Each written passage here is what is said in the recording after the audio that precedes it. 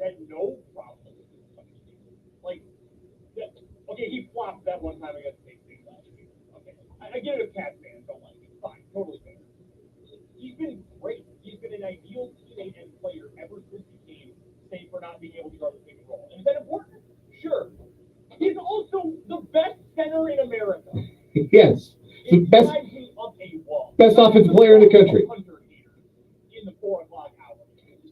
Go watch that game last night and tell me that you want Corey to play. Go ahead. Take to my face. I really think he might be the best offensive player in the country. Yes. Certainly the best inside offensive player in the country. I am begging for an All-American Big 12 Player of the Year season so his name goes up. The haters have to look at his forever inside. Hey, if he does that, they're going to hang some other banners too. I cannot believe I have gotten to be Hunter's biggest defender guy. But here we are. So we're going to talk some KU basketball, obviously. Plus all the things that you've come to know and love from a Wednesday edition of the show. We'll play around in One Gotta Go. We got 2 What Is Wrong With Yous to come as well. Got a 580 Sports Talk headlines, all that good stuff. That's all coming up here on 580 Sports Talk today. And it does seem like we have our video stream back. It appears we do. I think. Can you? I think my video's up. Your video's up. Yeah, I think it's working.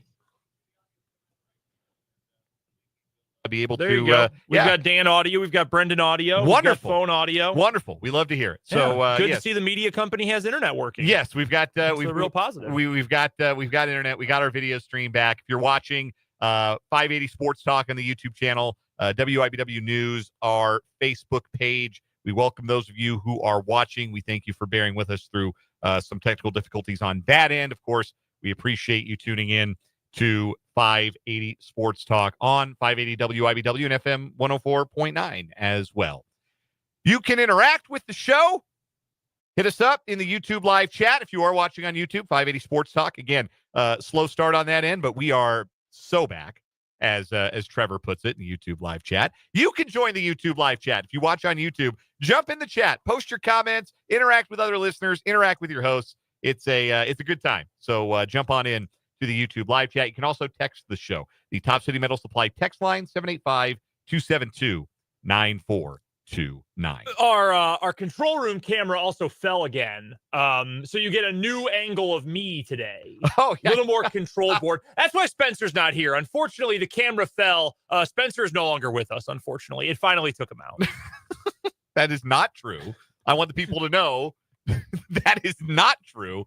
Spencer will be back tomorrow. Spencer Dupuis will be back tomorrow. So it's just the two of us. But yes, I did notice that instead of trying to attack the user involved, it just sort of fell itself. Yeah. Typically when Spencer is involved and stuff falls down, it's like it does seem like it has a mind of its own, and it's like trying to take him out. Yeah, webcam seppuku is the new one, yeah, but I'm glad we got to experience that. Yeah, that time the webcam just did a nesty plunge for no real good reason. Not looking to attack anybody. So, yes, flying Macho Man elbow drop off the glass. Flying start for the technology around here. We're just like you guys. Sometimes there are, what did Jake always used to say? There's gremlins. Jake always used to blame gremlins. It's a very dated reference. Charlie Kelly.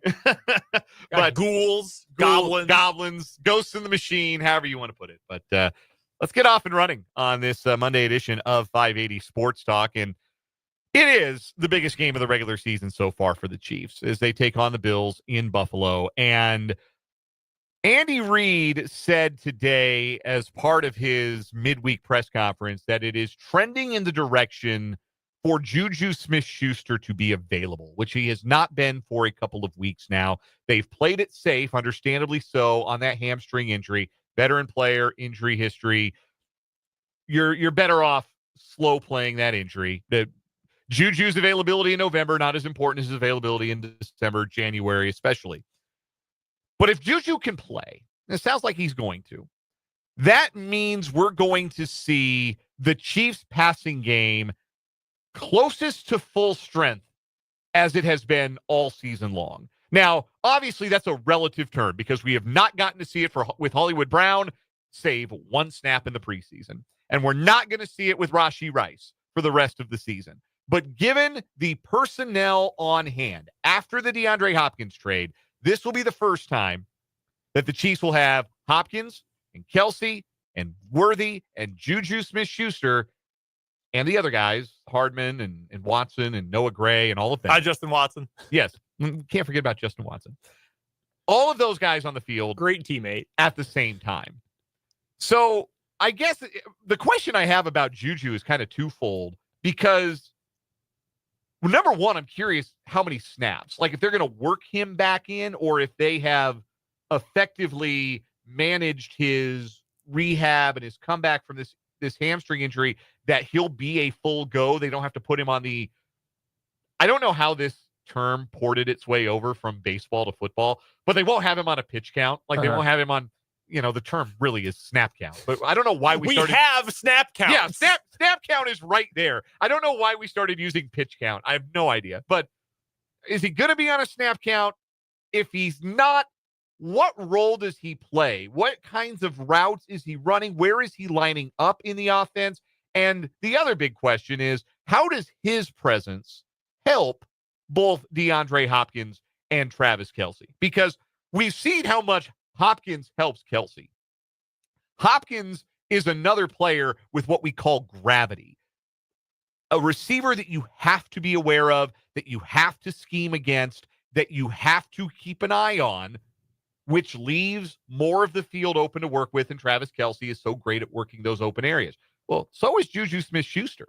And so I am wondering just how much his presence as a route runner and as somebody who you have to be mindful of over the middle of the field maybe opens up some other areas of the field for, and not just Hopkins and Kelce here, but the rest of the guys. Yeah, and that's what I wanted to point to because I'm actually going to approach this from a different direction. I think the player who benefit in terms of like percentage of the game they are impacting, because Travis Kelce is going to have a big role regardless, right? DeAndre Hopkins, it's clear, is going to have a big role regardless. That will help free things up. You can run some fun high-low stuff on the boundary now, which is fun. Even if Juju's only going to give you 10 to 15 snaps, 10 to 12 snaps, those are more concepts you're able to run that you trust more giving to Juju than giving to McCole Hardman or Justin Watson or even Noah Gray.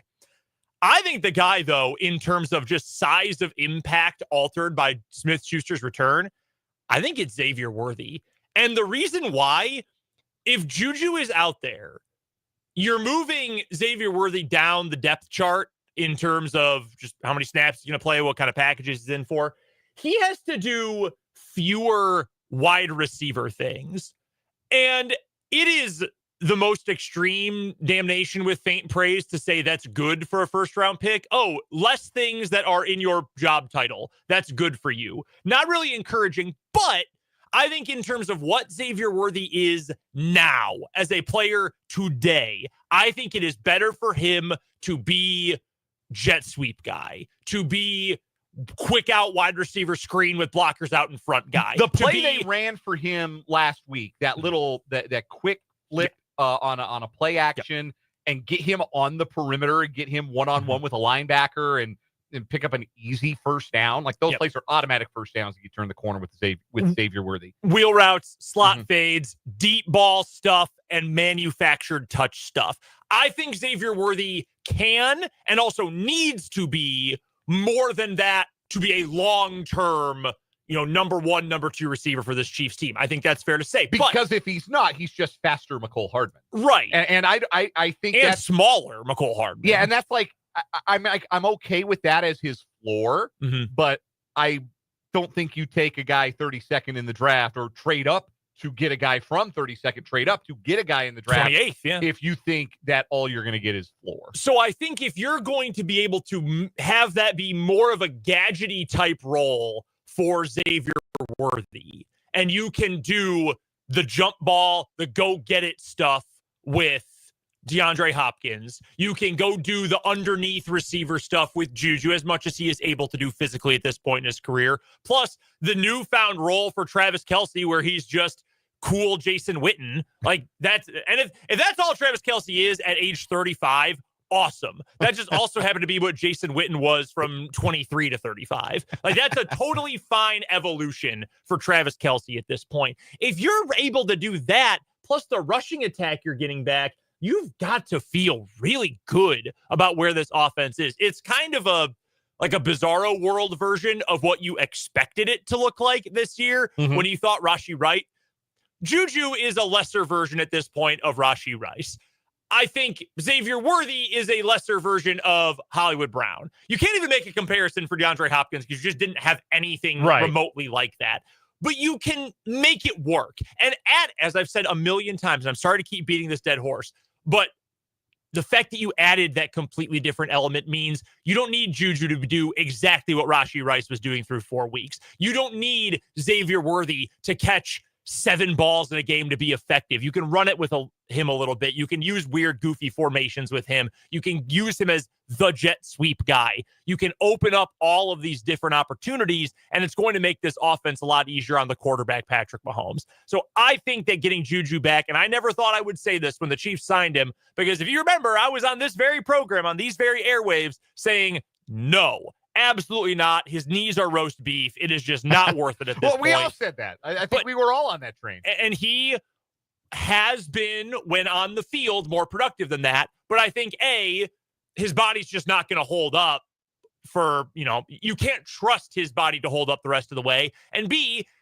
by the same token, in order to make sure that you have him come January, February, you don't want Juju playing 40 snaps a game at this point. You just don't want that. So you got to be careful with him. But I think his return plus Pacheco coming back eventually on this offense gives you maybe not the top flight A+ weapons across the board. It's not Philly, where you've got a star running back, a legit number 1, probably the best number 2 in the league in Devontae Smith. It's not like that, but you've got enough. And you know what you do have? The quarterback who can get all those guys the ball in the exact way that fits their skill set.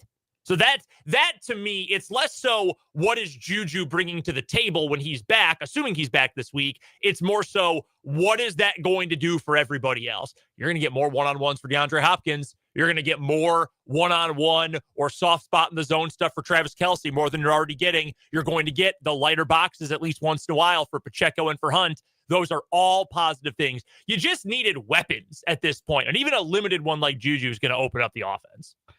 Yeah, I am just so fascinated to see how it goes. Dan Orlovsky right now is on NFL Live, and they're doing some Chiefs film right now. I saw you taking a picture. Yeah, because interesting stat about the importance of the outcome of Chiefs-Bills that we'll get to in the 5 o'clock hour. Oh. But right now, Orlovsky's doing some film, and I'm not listening to the video, but what I'm noticing on the film is the Chiefs. I would hope not. I had a whole monologue there. No, I was listening to you. It was good. It was good stuff. Thank you. It allowed me to watch the film.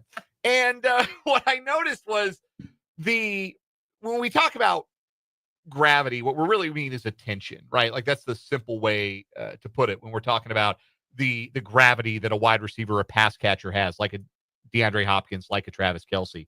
And what it does is you hold the safeties. The safeties can't shade. The safeties can't cheat. They can't commit. You hold them for a split second, and you get them to think, well, maybe the ball's going this way. This is where Kelce's lined up. I got to make sure I find Kelce. Got to make sure I find Hopkins. You hold those safeties, and what that does is it keeps them from filling the middle of the field. That's where Juju Smith-Schuster likes to work. He creates that space in the middle of the field and gives him an opportunity to get a couple extra yards after the catch. And that's how the Chiefs can continue to be efficient at picking up first downs, driving the ball down the field. Nobody's been more successful, more not sufficient. They certainly have been sufficient. They're 9-0 for God's sake, but efficient. Nobody's been more efficient than the Chiefs when it comes to, they got the most 10-plus play drives of any team in the NFL. They have the most time of possession of any team in the NFL. Why is that? Efficiency and high success rate. And I think adding another weapon, A, that the quarterback trusts, B, that you have to account for, is going to make this passing offense that much better. We're going to take a break here on 580 Sports Talk. When we come back, Jeremy Fowler of ESPN ranked the top 25 free agents to be in the NFL. 2 of them are Chiefs. One of them, Fowler says, the Chiefs are bracing to lose. We'll tell you which one that is next. We're just getting started on this Wednesday edition of 580 Sports Talk.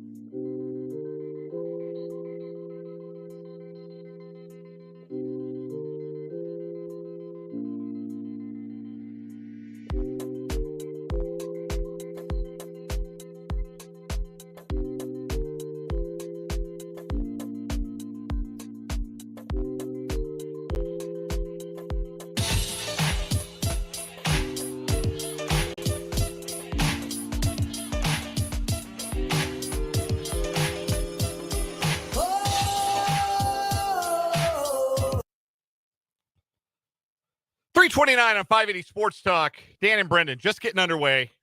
3 hours with you tonight.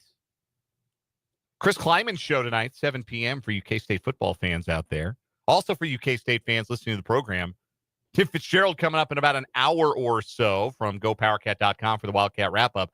Also, your chance today to win a pair of tickets to see the K-State basketball doubleheader at Bramlage Coliseum on Thursday night. The women play Creighton, the men play LSU. I've got a pair of tickets for both games. It's just one pair of tickets, but it gets you into both games. That's awesome. I'm going to tell you this right now, Cats fans. There ain't many good non-con games for the men this year, okay? LSU, among the very best. I would want those tickets if I was a fan. Should be a fun night. I mean, you can't see a top 10 women's team against a solid regional opponent in Creighton. Yeah. And then, Creighton program with a really nice basketball heritage, yeah. Cam Carter and the LSU Tigers coming to town as well. So, you going to get cheered? Oh, sure. I don't think for an Elite 8 team. Yeah, I don't think Cam, he certainly didn't leave on bad terms with Jerome Tang. Tang talked about him. It was at his media availability, I think earlier this week, and said, hey, look, he believed in us. He was an early believer in what we were trying to do, and he helped us, and he was able to also help himself and get a chance to go play closer to home to finish his college career. Yeah, just especially nowadays when you do have more free player movement, I think you feel like things have run their course, and just like in the pros, like sometimes, hey, man, we're going to get to something of, sort of speaking to this in a moment, like, hey, thanks for the memories. Like, things were really great. When my favorite team, the Packers, traded Preston Smith, a lot of people are like, what? The Packers need pass rush help. What that? Scheme didn't really fit. He's getting older. Like, sometimes it's just time. And I think that was kind of the thing for Cam Carter, because he was so good. Don't forget how freaking good he was at the start of last year. Oh, my gosh. He looked like an all Big 12 guy. You know when he was at his best? At LSU. That's true. Yeah. And then things petered out. And it's just, hey, you know what? We're going to find some new guys. You go find a new home. All good for them. Yeah, win-win for all parties. So, no, I would expect a warm reception for Cam Carter. I hope so. On Thursday. Yeah, and he deserves it, because it's not like he was a knucklehead. It's not like a Cartier-Jada type situation where it was just kind of unpleasant between player and coach, and the vibes were bad there at the end. No, Cam Carter was always a guy that played hard and was worth rooting for. I just came up with this in my head right now. So this is not even half-baked. This is like preheating the oven take. Cartier-Jara is to 2010s and later K-State basketball what LeGerald Vick was to 2010s and later KU basketball. That's about right. Probably Jada was more important to K-State than Vick was to KU. True. Vick did start on a Final Four team, though. That is true. He had, for 2 weeks, he was the best player in America. He was. I was at the LeGerald Vick game when they were about to lose to a dog doo-doo Stanford team, and then LeGerald Vick for like 5 minutes of basketball with Steph Curry. It was amazing. That was a ride. That was the Les Miles eating grass game. Yes, it was. Man, what a fever dream night. That's quite a time capsule. Oh my God. Of Kansas athletic. But yeah, history. that's true. I don't know if LeGerald is in KU's pregame hype video. No. I'm not sure if he is. I know Cardi will be until K-State closes its doors for good. Yes, that windmill dunk to punctuate that win over KU at Bramlage. Yeah, that one's going to be. That's in the montage. Right in my face. I've shared that before. Yes. I was at that game covering it for the station. He dunked that right in my eye hole, sitting courtside. So lots more K-State stuff to come. And we'll talk some KU hoops as well, top of the 4 o'clock hour after they beat Michigan State in the Champions Classic last night. But I wanted to get to this from ESPN.com. Jeremy Fowler and I think Matt Brown ranked the top 25 impending free agents, players who are set to have their contracts expire, whether they're on rookie deals or what, heading into the 2025 offseason. And the number 2 ranked player on the whole list, number 1 was T. Higgins. The number 1 free agent going into next year, T. Higgins. I can't really dispute that. Number 2 is Trey Smith, right guard, Kansas City Chiefs. And this is what Jeremy Fowler said under the What We're Hearing header. Quote, the Chiefs would love to re-sign Smith, but know that will be tough. In fact, there's an expectation that Smith could become the highest paid guard in the NFL. The top of the market currently sits at $21.5 million a year. And the Chiefs are at least bracing for life without him because of that price. Smith is a top 10 interior lineman in the league, and the Panthers giving Robert Hunt a $100 million free agency deal back in March had to get Smith's attention, end quote. We talked about this during the last offseason, that the guard market exploding the way that it did not augur particularly well for the Chiefs' chances to retain Trey Smith at a reasonable price. I think you can quibble with how valuable an elite guard is, but I don't know that Robert Hunt is an elite guard, and he got $100 million. And so if a non-elite guard is getting $100 million, Trey Smith is sure going to want $100 million. Trey Smith is better than Robert Hunt. Yes. And I don't really think that's not even debate. That's not even a discussion. Trey Smith is legitimately one of the best guards in the NFL, which is crazy that he might even be the second best on his own team, but he's playing like the best. I mean, Trey Smith has been all pro caliber so far this year. I've been so impressed by him. This has been my fear this entire last 18 months, though. You've got two elite offensive interior linemen in the same class. Both have to get paid. You're paying big money to your right tackle. You're paying big money to your left guard. You can't pay 4 linemen top of the line cash. And then the Chiefs went out and drafted 2 offensive linemen this year as well. Yeah. Clearly, as Fowler writes, they were getting ready for this. I hate to see him go, man. That's my expectation. Just no inside information. I just expect Trey Smith is going to walk because he is going to get paid enough that the Chiefs, even signing their own free agents, are probably going to get a 3rd or a 4th round compensatory pick. He is going to get a massive contract. Yeah. I wish it was with the Chiefs, but I understand why they probably just can't do it. I understand why they're prepared and for that possibility. And you can't franchise tag a guard. No, you just can't do it. No, it doesn't make sense. And I keep thinking, Joe Thuney's one of those guys who's been around forever and feels older than he is. He turns 32 in 5 days. He feels 36. Yeah, and the best interior linemen can play effectively well into their mid-30s. We've seen that happen in the NFL. So Thuney's in for the long haul, and obviously Creed Humphrey got his money, so he's in it for the long haul as well. And honestly, if I were to rank by level of play the 3 interior linemen for the Chiefs, I might rank both Thuney and Humphrey ahead of Smith, which, again, that is not a knock on Trey Smith. That's a credit to the level of play, borderline Ring of Honor level of play that Thuney has put forth, and Creed Humphrey being the best center in the NFL. So that is a brutally tough decision, and it goes beyond the production on the field. Trey Smith is one of the most beloved guys in the community, in that locker room. Mitch Holtis, the way Mitch talks about Trey Smith, this is a guy who has tremendous character and is somebody you want representing your organization. Yeah, not every team has that guy. There are some where you can have a lineman be one of your big personalities. Jason Kelsey, obviously, when he was playing. Even Lane Johnson in Philly. Philly loves Lane Johnson. Packers and David Bakhtiari, who is one of those guys. The issue with the Chiefs is they have the best player in the NFL and a tight end who has one of the biggest personalities in the whole NFL. Kind of hard for a guard to wriggle his way into, the front of that. Chris Jones has a gigantic personality. Yep. Justin Reed likes to talk. I think on a different team, people would know Trey Smith in a way you don't know a lot of offensive linemen. Real quick, because I know we have another point to get to here.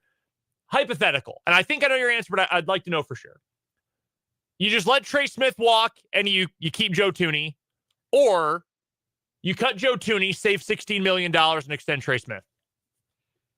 So Smith is a younger player. Yep. And I think that there's something to be said for trying to keep the younger player easier to replace a 32-year-old still in their prime, but soon to exit it at some point. Instead of a guy in his mid-20s who may not have even entered his prime yet. Yeah, no, I think that's fair. I mean, I think Trey Smith is playing all-pro caliber football right now. The difference is Joe Thuney is literally a first-team all-pro and has been multiple times. Yes. He's one of the best guards of the modern era. He's the guy who's going to have a Hall of Fame case. This dude would have been great when guards were superstars in the 60s. Yes. That's how good Joe Thuney is. So I thought that was interesting that's now public, that somebody is out there with that insider knowledge that the Chiefs are, at the very least, preparing to live in a world where they can't keep Trey Smith. The other Chief who came in the top 25, the 19th best impending free agent, Nick Bolton. And this is what Jeremy Fowler has to say about Bolton. Quote, "There's a path for Bolton to remain in Kansas City. The Chiefs linebacker is a team leader with great intangibles. Assuming the Chiefs can't front the bill on Trey Smith, they could instead allocate resources to retain Bolton, who is more affordable as an off-ball linebacker. Bolton could work off Patrick Queen's 3-year, $41 million deal from March as a potential comp. His reps will speak to Kansas City sometimes after the season and see where it goes," end quote. Gut reaction, like not looking at a spreadsheet of numbers, not looking at how it would affect the cap. My gut tells me I would do 3 for 41 or something adjacent to that for Nick Bolton if I were the Chiefs, because I do think he provides a lot of intangible value to the team. And there is something to be said for the guy, the connective thread, the green dot literally on the field. There's something to be said for having stability there, especially if the way that the league is and the salary cap is that you have changing faces and new players that are being broken in all the time. There's value in having that connective tissue, and Nick Bolton has been that. So that would be, if you had that same contract, that would be the tied for the 5th biggest linebacker contract in the NFL.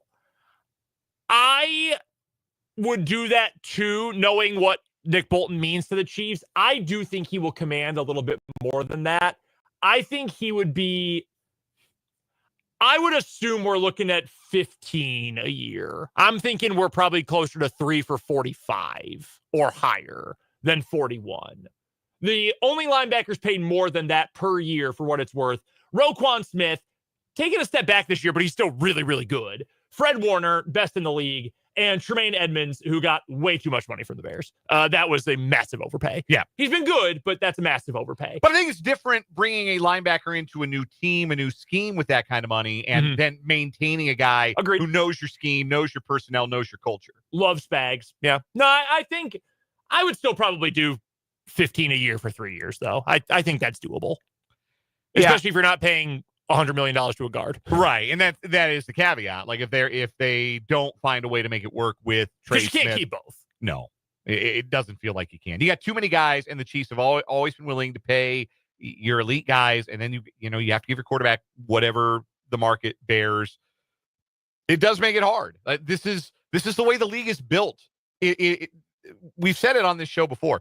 The NFL drags you kicking and screaming to, well, it used to be 8-8. Let's just say 500. The league drags you kicking and screaming to 500 one way or another. If you're at the top of the league, it makes it hard for you to keep all that elite talent, and it drags you back down. And if you're stinky, you have a ton of cap room, and you get all the high draft picks, and it drags you upwards towards 500. But that is constantly the fight you have to fight. If you are a great team, you have to make the right moves. You have to retain the right people. You have to kind of determine what you can do without.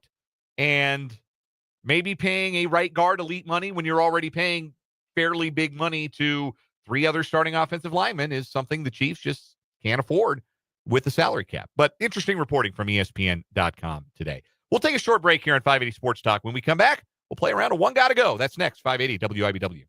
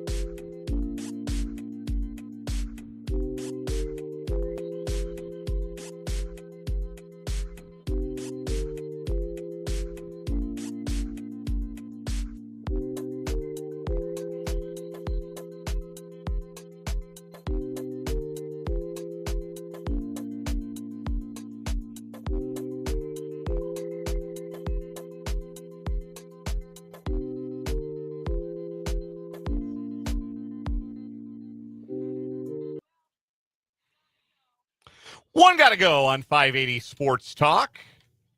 Brendan, I've got 4 AFC wildcard contenders. We'll follow up on this a bit in the 5 o'clock hour, how serious some of these teams are as contenders. But 2 of these 4 teams are probably going to make the playoffs unless you foresee like a big second half turnaround for the Miami Dolphins, which I don't. But 2 of these 4 teams are going to make the postseason in the AFC. The teams in question are the Los Angeles Chargers, the Denver Broncos, the Indianapolis Colts, and the Cincinnati Bengals. Give me one of those teams you would like to throw in the dumpster. The Colts. They have no idea what they're doing. Man, they really don't know what they're doing. They are once again starting Anthony Richardson. That was announced earlier today. He's going to apparently start the rest of the year. I like Shane Steichen as a ball knower. I do not at all like Shane Steichen as a people manager. That is a disaster, and their defense sucks. I really have I don't want to watch Anthony Richardson either. Like, the one awesome 80-yard touchdown pass he has is cool, but it's just surrounded by crap other than that, and I'm just really not interested at this stage of the year. I'd rather watch a good team complete more passes, and Colts out. Like, the Bengals are not going to make the playoffs, but at least they're fun. Yeah, they are fun to watch. The Colts have mishandled the Anthony Richardson, Joe Flacco thing so badly. It really does. It's the kind of thing that shakes your faith in the people running the team. Agreed. Shane Steichen, Chris Ballard, like, it really shakes your faith in the entire decision-making process that it has gone how it has gone. Like, you look at that and you wonder, do these people deserve to be in charge? Can they be trusted with like the long-term viability of the Colts as an organization? I think I have my doubts now with that particular group. And frankly, after last year, I felt pretty good about that regime. And the thing is, if you just stick with Flacco and say, Anthony Richardson, you are being benched because you're not ready. And we want you to sit and calm down and watch a pro. Even if he's not good anymore, we want you to sit and watch a pro and learn from Flacco and slow down. Fine. But stick with it. It's mind-numbing, to be honest with you. I'm going to college football for my one gotta go. We've got 6 Big 12 games on the schedule this weekend. We're going to take out K-State, Arizona. We're going to take out KU, BYU. You got 4 games. I know you've got 3 TVs in your basement. I do. Assuming all these games were on at the same time, and they're not. They're actually all in different windows and over 2 different days. But assuming they were all on at the same time. For the sake of the hypothetical. Which one does not get a screen? This one is you're checking the Score app only. Houston at Arizona, Utah at Colorado, Baylor at West Virginia, Cincinnati at Iowa State. Which one's getting kicked out? Oh, man. Neither of these games, like Cincinnati, Iowa State is like, has some stakes to it, but I wouldn't call that a particularly appealing football game. Iowa State's a 10-point favorite. Real meme potential, though, if Cincinnati wins. Colorado might rip Utah's arms off and beat them with him. Utah's back to Isaac Wilson. Yeah, it's over. That kid last week looked like he had some juice. He got hurt. He's out for the season. Brandon Rose, quarterback who started. Yeah, I kind of liked him. I've watched enough Isaac Wilson. I don't like him. Yeah, I'm out. We've seen those movies. Yeah, like that. Like Colorado's an 11.5-point favorite there. Yeah, I don't love watching Baylor or West Virginia. But that'll at least be competitive. And Houston, Arizona, I expect to be competitive. Boy, Arizona better not lose that game. That's all I'm going to say. They better not lose that football game. I'm going to tell you right now, I need to open up an app. I need to drive up 75 Highway, get to Prairie Band. I got to do something. I'm putting the house on Houston. That line. One of those teams has dog in them. The other one is in the doghouse. Yes. The other, I don't know what Arizona's financial situation is as a athletic department. I don't think it's good. Yeah, and that might be the saving grace for Brent Brennan. Yeah, that team quit. Yeah, that's a bad deal. Get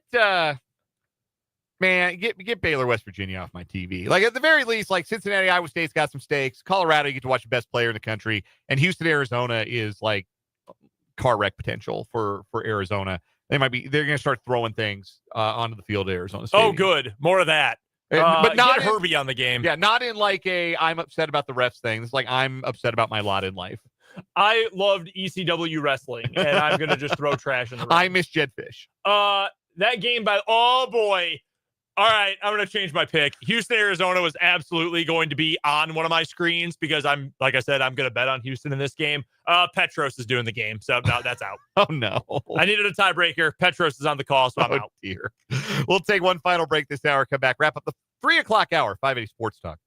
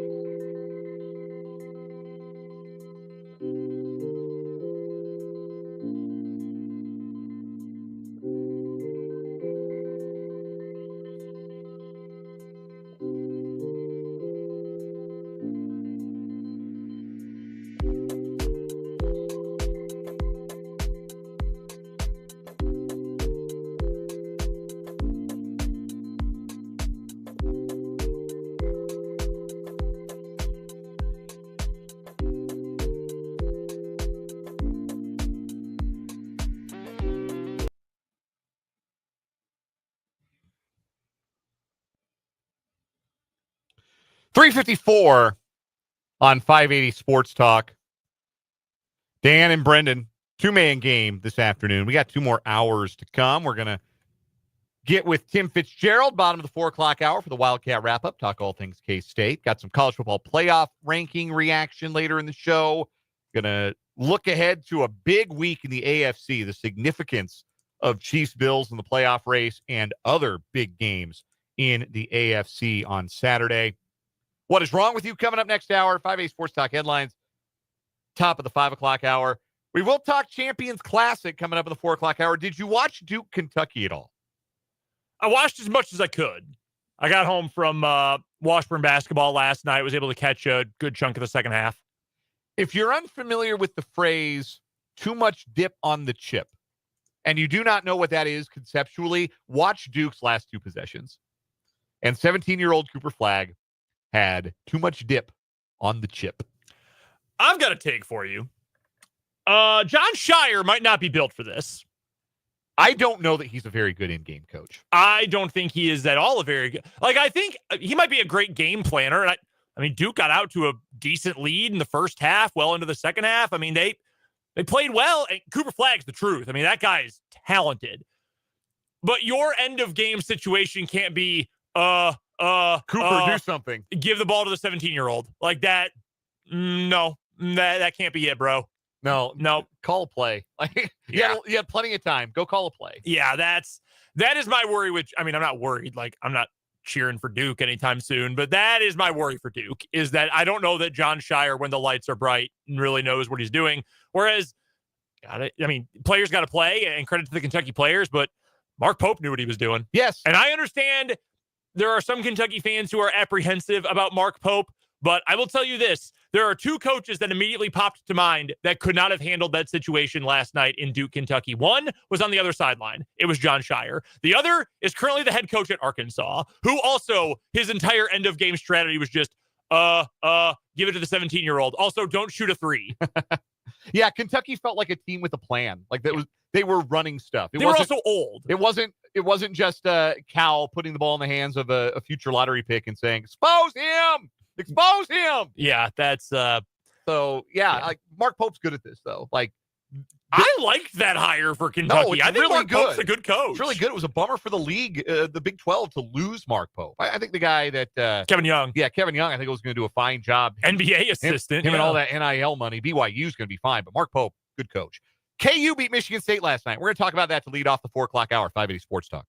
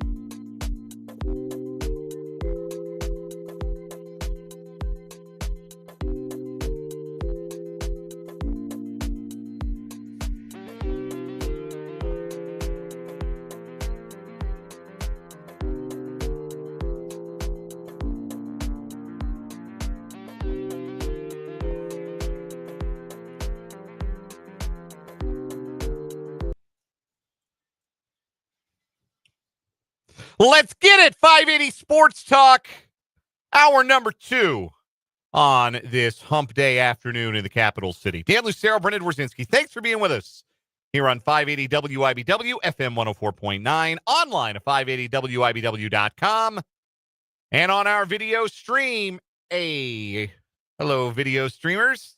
So, our video viewers on our YouTube channel, 580 Sports Talk. we got streamers.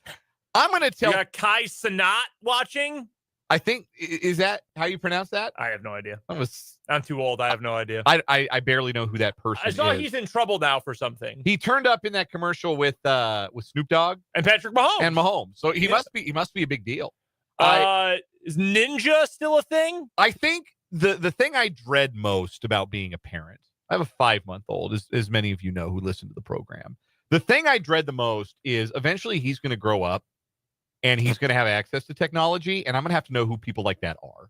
Like, I didn't know who Mr. Beast was until like 6 months ago. Until Spencer decided to order his burger. Mr. Beast burger. Right.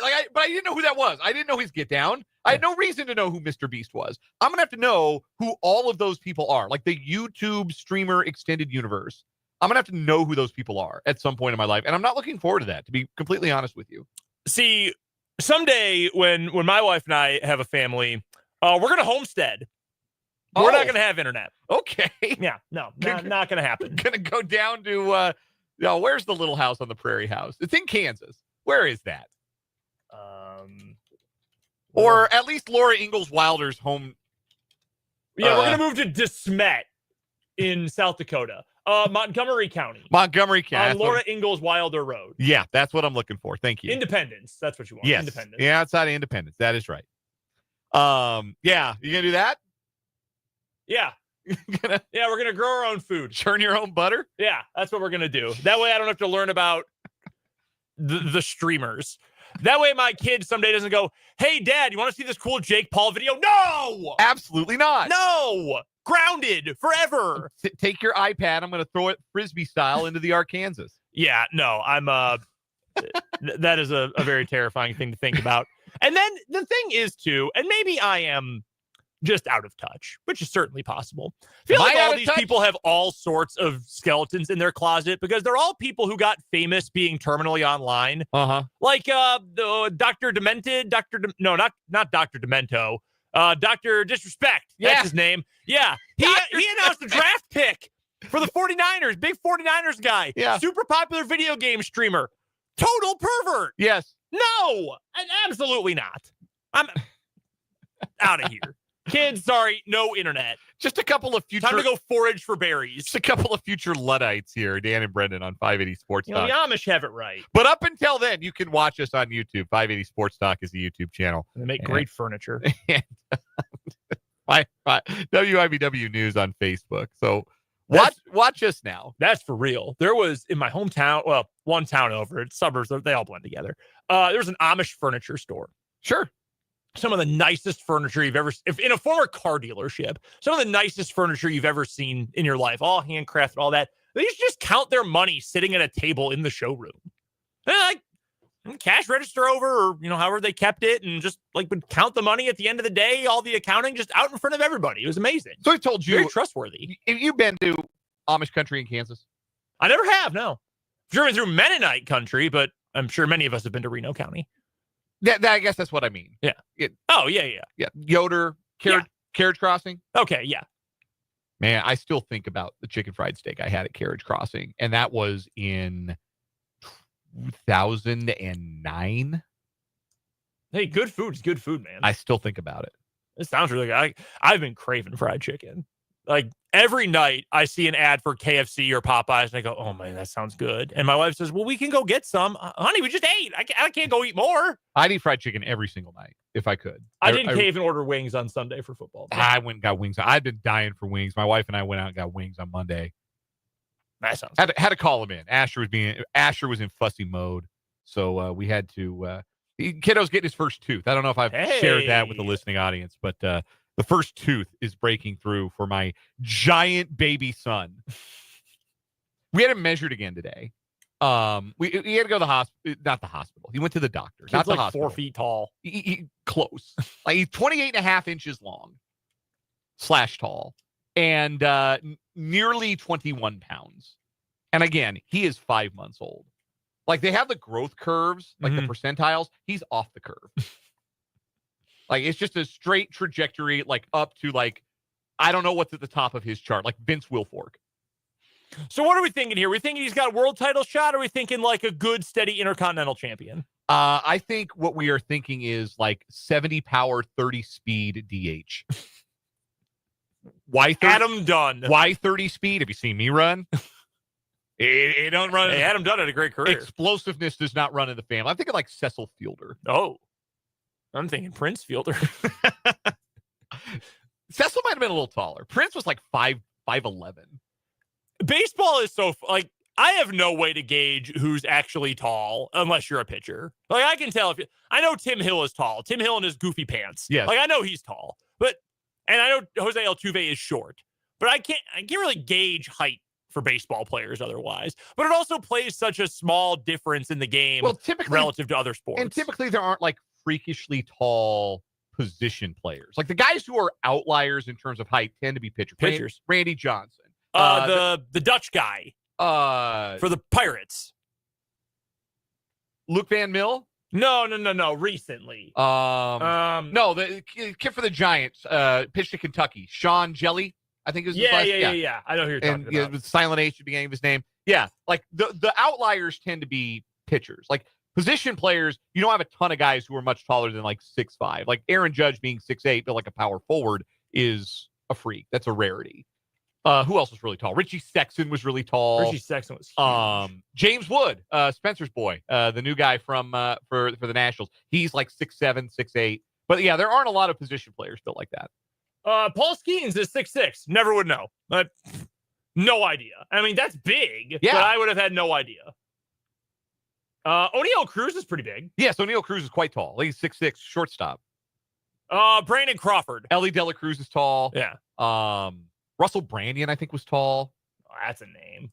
Yeah, Russell man. the Muscle. Yeah, man. We're taking it way back. We're taking it back to the old school. We have too much real sports to talk about. We do. Let's thank you for remembering some guys with us, but let's get back into what we had wanted to talk about here in this 5 o'clock hour. Coming up in about 20 minutes, Tim Fitzgerald will join us from GoPowerCat.com. We got plenty of K-State to dive into. They're coming back from the bye, hosting Arizona State at Bill Snyder Family Stadium this Saturday. We'll break that down. We'll also chat a bit about K-State men's basketball's start to the season. Also, we got 2 new stories on what is wrong with you. And I'm just going to tell you right now, folks. Brendan, I hope you haven't clicked on my story. You need to find a story also, if you can. But do not. We're good. Do not click on my story yet, okay. Because there is a mugshot in this story that has to be seen to be believed. And if you are not watching on the YouTube or on Facebook right now, again, 5A Sports Talk on YouTube, WIBW News on Facebook, you might want to tune in for what is wrong with you. Because, again, I'm not going to be able to adequately describe the mugshot that I'll be sharing with you for what is wrong with you. So, anyhow, what we did want to start this hour with was the Champions Classic last night.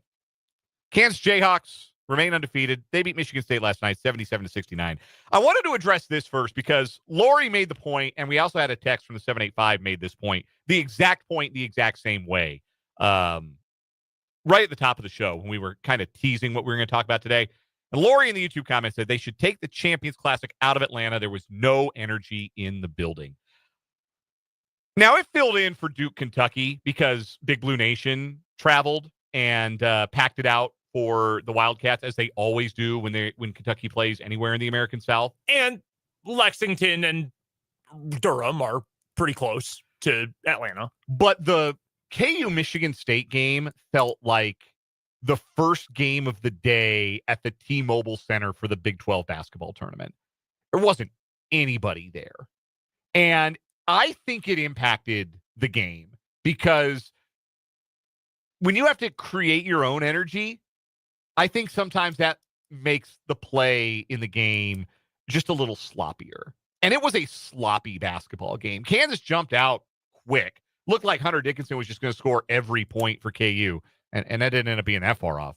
But it was a sloppy 40 minutes of basketball. And yes, the crowd was not good. And it's too bad because it's an event that deserves a little bit more energy and juice in the building. And I feel like you do get that when you send it to like Indianapolis or Madison Square Garden. The United Center in Chicago, too, because 4 fan bases that have gigantic populations in Chicago are Duke, Kansas, Michigan State, and Kentucky. Very true. Massive fan bases. So you just get alumni who go to all those games. And you didn't have that presence for KU Michigan State in Atlanta. Just rotate between the other 3. And it made the game feel weird, honestly. It made for a strange atmosphere and just kind of felt like a weird game from start to finish. Also, neither team could shoot. Both teams were 1 for their first 18 beyond the arc that was combined.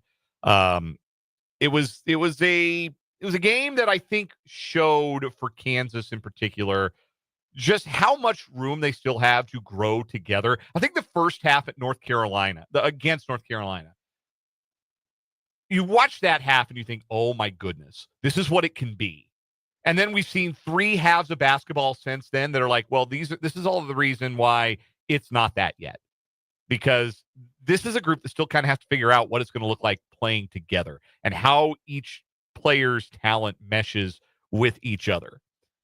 For Kansas to still win last night, 1, they just had better players. And number 2, they had the best player on the floor. And the best player on the floor last night was Hunter Dickinson. And I know that apparently you have introduced me to this subset of Jayhawks fans out there who are down on Hunter Dickinson. I don't get it.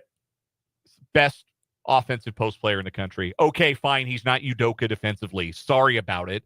I think he more than makes up for what he brings on the offensive side of the floor. Absolutely. And if you've got other players who are better defenders and you're fully healthy, you're able to make up the difference. You can mix up the coverages. Let's also not forget, because everybody points, and Hunter's never been a great defensive player, obviously, but everybody points to the Gonzaga game because it was such a disaster in the NCAA tournament. Even Samford was making things difficult on Dickinson in the NCAA tournament last year as well.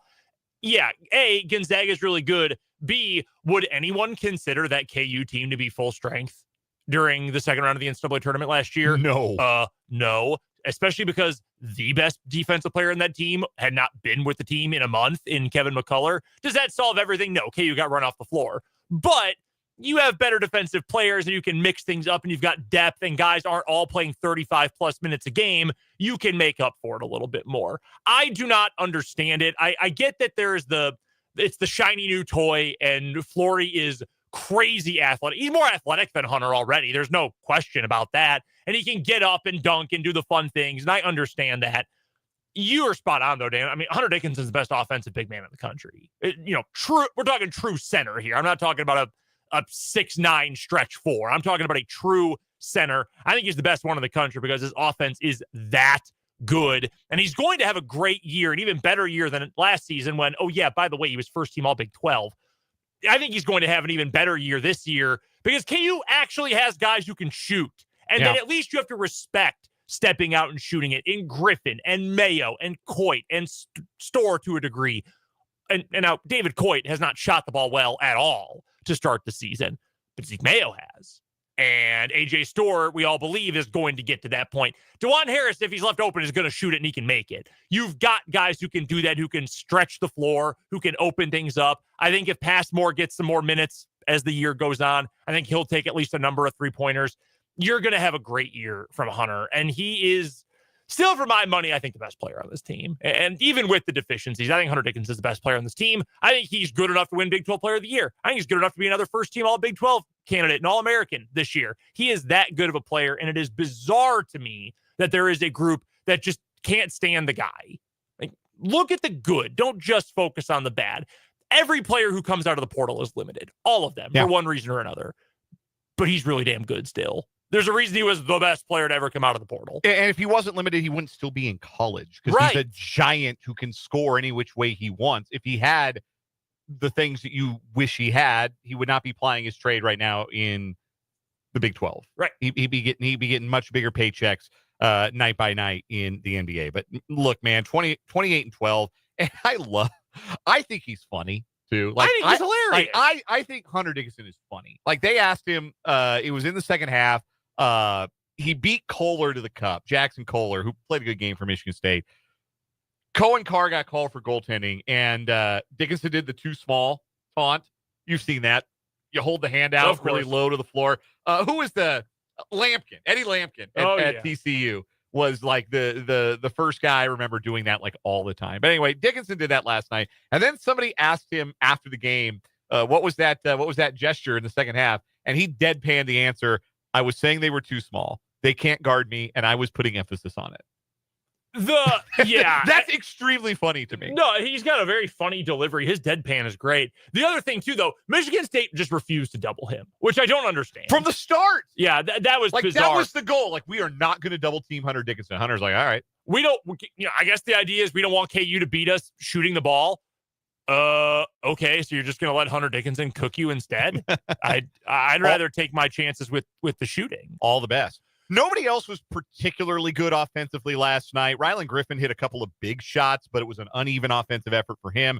Zeke Mayo was only 2 of 8 from the field. Juwan Harris was 2 of 7. KJ Adams was 1 of 7. So nobody shot it great. AJ Storr was barely on the court at all. He picked up 2 fouls like the second he checked in, and only ended up playing 12 minutes. Yeah, it's a work in progress with him. The guy, though, that jumped out to me was Mayo. And again, not because it was a particularly great offensive game for him. Again, 2 of 8 from the field. 10 rebounds, 7 assists. Like, if he's going to contribute in all facets and he's going to be able to stuff the stat sheet, Kansas needs these guys to be effective without scoring the basketball. You have to have guys who help you win if they do not score. And I don't know that we expected Zeke Mayo to be one of those guys necessarily, but he showed some potential of being one of those guys. I think it's a big deal for Zeke that he's had 2 impactful games back-to-back against high major, well-coached, well, Michigan State's well-coached, competition. Sorry, Hubert. Because that was the big concern, right? And because he really struggled like everyone did against Arkansas in the scrimmage game. Is he going to be athletic enough to make plays at this level? We know he was great as a mid-major player, Summit League Player of the Year. Is he good enough to do that night in, night out in the Big 12? He might not always be the best player on the floor, but yeah, I'm not super worried. He's a playmaker. Guys figure out ways to make plays. The fact that he can shoot, the fact that KU's got other shooters, that is a big deal. He is going to be very impactful for this team. Let's also not forget, too, you talk about guys impacting the game in ways other than scoring. We have not seen Shaquille Moore yet. Shaq Moore has not gotten on the floor. Don't know what exactly was wrong with his foot. Sounded like he was getting better, but then he wasn't able to go in the opener or against North Carolina. Don't really know when he'll be back. Maybe Saturday against Oakland. I'm not entirely sure. I think Shaq Moore is going to be a really nice player for this team because, again, he doesn't need to score. Yeah. He probably can. There'll be a couple games where he gets to 10, 12 points off the bench probably, but he doesn't actually need to score, but he'll play good defense. He'll move the ball well. You can trust him to bring it up for a few minutes. You can trust Zeke to run the point as well. All important things. I do have a problem with a stat for Zeke last night, though. 10 rebounds. The problem is not with Zeke Mayo. In one game, guard Zeke Mayo, skinny guard Zeke Mayo, who no one is going to confuse as being a big dude. He has more rebounds last night than KJ Adams has in 3 games. That's wild. That's awful. And I know we just talked about this with Michael Swain yesterday. I love KJ Adams, the person. I like KJ Adams, the basketball player. I don't think he is worthless. I don't think he's worst player Bill Self's ever had. That Twitter thread was going on right before the start of the year, before the start of the scrimmage games. KJ Adams, I think, should be this year's and this team's Jamari Traylor. I'm playing for 20 minutes, 25 minutes, some games. Okay. He just can't be a focal point of this team because he doesn't rebound well enough. He's an undersized. How much do you think the ankle's bothering him, though? I think it is very much bothering him. I think that has been a problem. Don't play him as much then. And again, like I told Michael yesterday, I'm not trying to be message board guy who says, get him off the team, pull his scholarship, he's a bum. That's not what I'm saying. I think he actually has a very important use on this team. He's a good defensive player. He's big. He's strong. He's the kind of body that you love to have in Big 12 play. But if he's hampered and he can't rebound at all, and he's never been a good rebounder. I mean, even when he was playing the 5 2 years ago, he wasn't a good rebounder. And with What his are you athleticism, Like, if you're the energy explosive guy and you can't explode and you can't grab rebounds to start runouts, I'm just not sure how effective you are, period. it's a tough conversation to have about a guy who's been such an integral program player. Who I really, really like, and I know that Bill Self loves. So you're never going to end up with, hey, sorry, KJ, like you and Zach are riding the bench. Like that's never going to happen, and that's fine. But you have to find a way to make up for it, and I don't think that KU has that answer right now. The problem for KJ is that he's a tweener. Yeah, and it's been his problem since he came to the program. And I know that this is major NFL draft brain take here, but like I don't like tweener. I don't like a oversized defensive end who can't tackle because like, oh, you're a slow pass rusher. Like that's not helpful. KJ is an undersized 5 who has to play the 4 and can't rebound. Like that's a really difficult player to find a role for. Now, I think KU's got the depth to make it work. I think there are plenty of combinations. Like KJ as your small 5, I think can work. Now, you don't want to take too many minutes away from Flory as your backup because he can apparently go. But it's going to take a little time, I think, to find a more useful role for KJ because it's just not working right now. They got a couple of games they can experiment with their next 2 times out. Home games against Oakland in 3 days and then UNC Wilmington in 6 days before they got Duke on the 26th. And I think it'll be fascinating to see some of the rotations and if Shaquille Moore makes his debut in that stretch, how KU looks against Oakland and Wilmington in their next 2 games. I know we got to go quickly. We should mention, though, really quick, Bill Self has more wins than anyone else in Kansas history. Pretty remarkable accomplishment. He is the greatest to ever do it at a school that includes the most influential coach in the history of the sport and also the guy who invented the sport. And Bill Self's the best to ever do it. Remarkable career and a remarkable accomplishment for Bill Self last night. Absolutely bears mentioning there. We'll take a break here on 580 Sports Talk. Coming up next, it's What Is Wrong With You? 580 Sports Talk.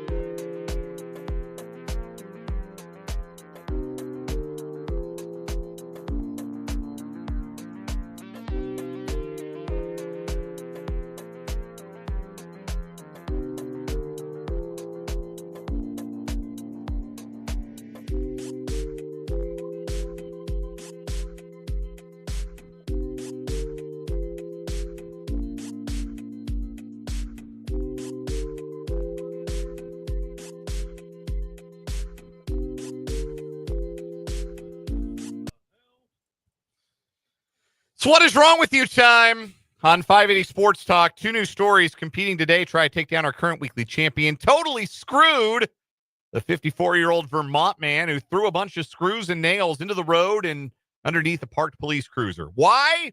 We still don't know. And that's why it's a What is Wrong with You winner. That's why it has persisted since winning on Monday. 2 new stories today. I mentioned earlier, if you're not watching on the YouTube, 580 Sports Talk on YouTube, WIBW News on Facebook, you're going to want to get over there and see the mugshot of the gentleman in the story that I am about to read. I'm going to give you some time to get over and see it. And I'm going to let Brendan go first with his story today. All right. So my story, again, involves the police. We are going down to Florida. And this is from the writing of carscoops.com. Thanks to Stephen Rivers for this one. Plenty of people drive Dodge Chargers. Some of them even drive retired police vehicles. I drive a Dodge Charger. You do indeed. Not a retired police cruiser, though. It's totally legal. However, what you can't do is put red and blue flashing lights on top of your car and then flash them in order to run a red light. But one driver in Florida is learning that lesson the hard way after he did that exact thing in front of a real cop. Detective William Harsanyi of Hernando County's Sheriff's Office says he witnessed the infraction back on October 15th at 8 a.m. The driver of a black Dodge Charger came up behind Harsanyi, while the pair traveled on the same road in the same direction. Evidently, the Charger pulled up directly behind Harsanyi, who was in an unmarked police cruiser. This is what the sheriff's office says happens next. Quote, as the vehicles approached the traffic light at Spring Hill Drive and Commercial Way, the light turned red. Harsanyi stopped at the light, at which time the driver of the Charger activated the lights on the push bar, which were red and blue, changed lanes, and proceeded through the traffic signal. Unsurprisingly, Harsanyi radioed dispatch and began a traffic stop on the Charger. The driver, Frank Michael DeJulio Jr., initially denied having red and blue lights. Of course, Harsanyi, the real police officer, refuted that. At that point, DeJulio Jr. reportedly admitted to the crime. Then, instead of simply getting a ticket for running a red light, he is now facing several charges, including use of lights and false impersonation. His bond is set at $6,000. Yeah. His Charger, which he doesn't even own, was impounded. It's owned by his girlfriend. Picked the wrong one to do it in front of. That is quite a miscalculation. Oh, that is funny. Yeah, and I just love it. He got pulled over. Yeah, man, saw your fake police light. I don't have any fake police light. I don't know what you're talking about. What light are you talking about? You made that up. For my story today, all right, let's do it. We're going to Opelika, Alabama. 42-year-old Timothy Lincoln has been arrested on a first-degree terrorist threat charge after allegedly threatening to blow up an Ulta Beauty store. If you are on the YouTube page, this is the mugshot. I cannot describe this adequately for those of you who are just listening. Suffice it to say, he's got a lot of writing and like lines on his face, black and red. It appears to be marker, maybe some purple lettering that I can't make. I was gonna say, is this marker or is this tatted? No, I think it's all marker. Also, he has a very scraggly beard that is dyed blue. Actually, you know what that is? I think he drew like a crown of thorns around his head. Because that, I believe the letters are INRI, and that is that has Latin significance to Jesus on the cross. Oh. Yes. The INRI is the abbreviation for Jesus Nazareth, King of the Jews in Latin. And so, yeah, that's what I think I'm looking at here. A crown of thorns drawn on his head and like fake blood in marker and a blue beard. Someone's got a very high opinion of himself. According to court documents, Lincoln was arrested after allegedly being overheard by an Ulta Beauty employee saying, "I'm going to blow this bleep up." The employee called authorities. All employees had to evacuate. Officers arrived on the scene and took Lincoln into custody. Now, I don't know who wrote this story for ABC 3340 in Alabama, but I love the kicker here. In his mugshot, he had several scribbles across his face. It is not clear as to why this is the case. And then maybe one of my favorite sentences in What is Wrong with You for the year. Lincoln is banned from Ulta Beauty for life. Wow. That's oh, man. So hey, there are some people out there that would ruin their life if they got banned from the Ulta. And then there are some men out there who are thinking, I should be so lucky. Sorry, honey, can't go. Threatened to blow it up last time. Yeah, I can't. I'll stay in the car. I can't go in. You're gonna have to pick out eyeshadow on your own. Wow. I am banned. Banned for life. That is wild. I can't imagine. Paul on the YouTube says, like Jesus, this man paid the ultimate price. Wow. Holy cow. Wow. I'm just at a loss, dude. This dude just painted his face like crazy. I'm at a loss. I'm gonna say the guy banned from Ulta Beauty for life is our new weekly champion. Yeah. Banned from Ulta Beauty. What are you in for? Tried to blow up an Ulta. Blow up the Ulta side world for you Soundgarden fans. We gotta take a break. Tim Fitzgerald's next on 580 Sports Talk.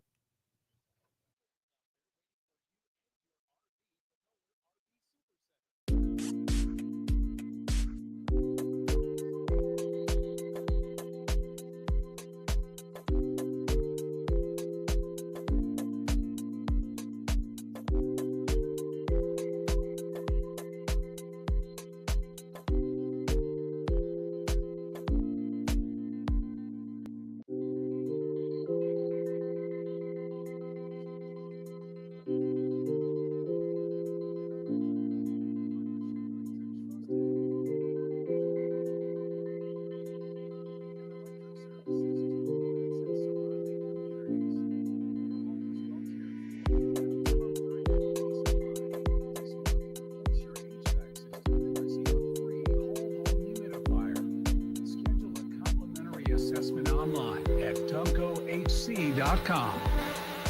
This is Bill Snyder, former head football coach at Kansas State University, an honorary chairman of the 580 WIBW Wildcat Wrap-up. Kansas University finishes 5-5. More people but more lives could be saved. Kansas State University researchers are advancing training future scientists, but they need our help.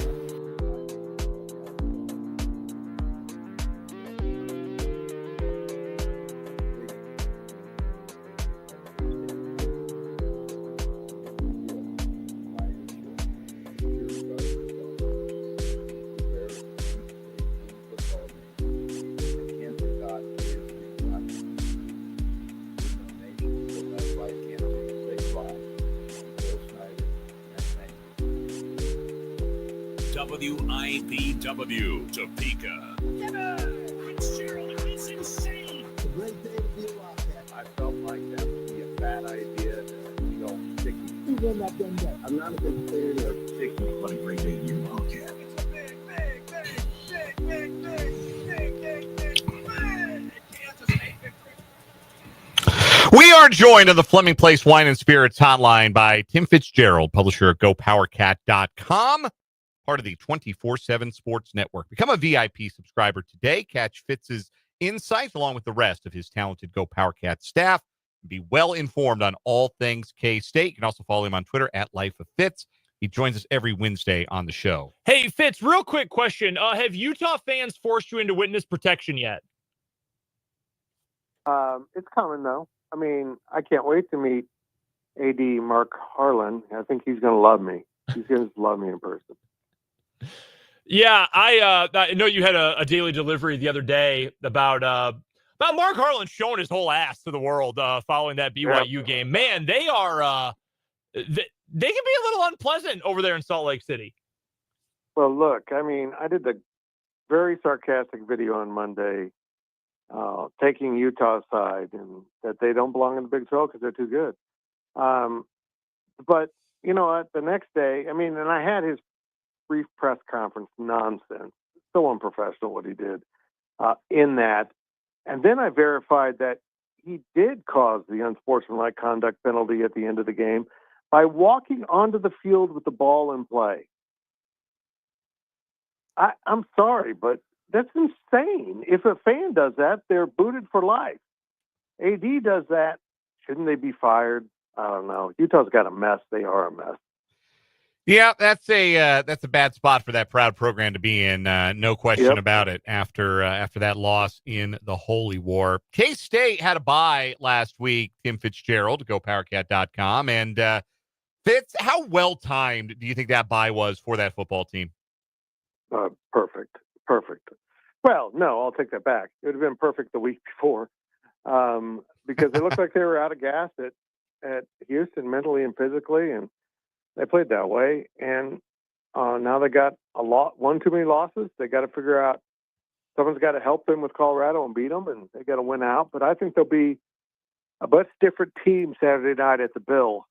Number one, they should be rested. Number two, they're at home, and they play better at home. And this is their second bye of the week, and the first bye of the season was followed by their best win of the season at Colorado. So I'm anxious to see what they look like Saturday.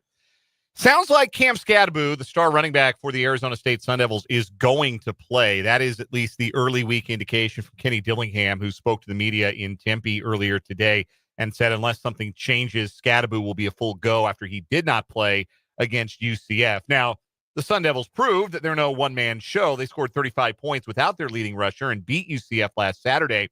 But what challenge does Scadaboo present and this Arizona State offense present to a K-State defense that's been largely pretty good against the run this season? Yeah, that's going to be very interesting. And for full disclosure, I'm now the president of the Cam Scadaboo all men's fan club, the Scadaboys. And and I am a huge fan. He is a throwback. He's a beast. And he's the kind of running back that has given K-State's defenses issues in the past. A big, strong guy, because K-State's defense is still a little bit smaller than many because it's stripped down for Big 12 spread offense passing games, and big, bully running backs can give them problems. So this will be a challenge. They're going to have to get multiple guys to the ball. And I'm telling you what, if a safety comes up and tries to tackle him by the shoulder pad, he's going to get clowned because this dude is a powerhouse.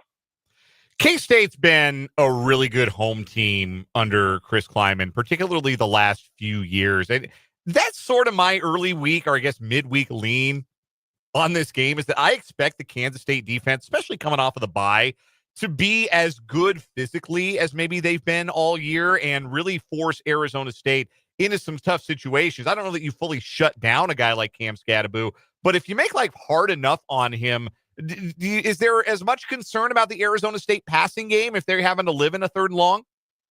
Yeah, no, that's a good point. If they can choke off that run game, that has not been their strength. They've been really good on the ground, even when Scadaboo was out. Levitt's I love him, but he's not. He's a better passer than like a Garrett Green, but that isn't his thing. And he's a great leader. He's a big reason why they're in this spot. So, yeah, if the K-State defense blows up and stops that running game, it's going to be a huge advantage to K-State. Tim Fitzgerald is our guest. He covers all things Kansas State as the publisher of GoPowerCat.com, part of the 24/7 Sports Network. Joins us every Wednesday at this time for our Wildcat Wrap-up here on 580 Sports Talk via the Fleming Place Wine and Spirits hotline.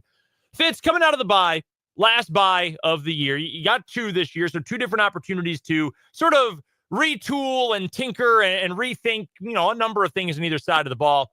Are we going to get an appropriate number of touches out of this bye for Dylan Edwards? Because I think we're in agreement. He has not gotten nearly enough this year.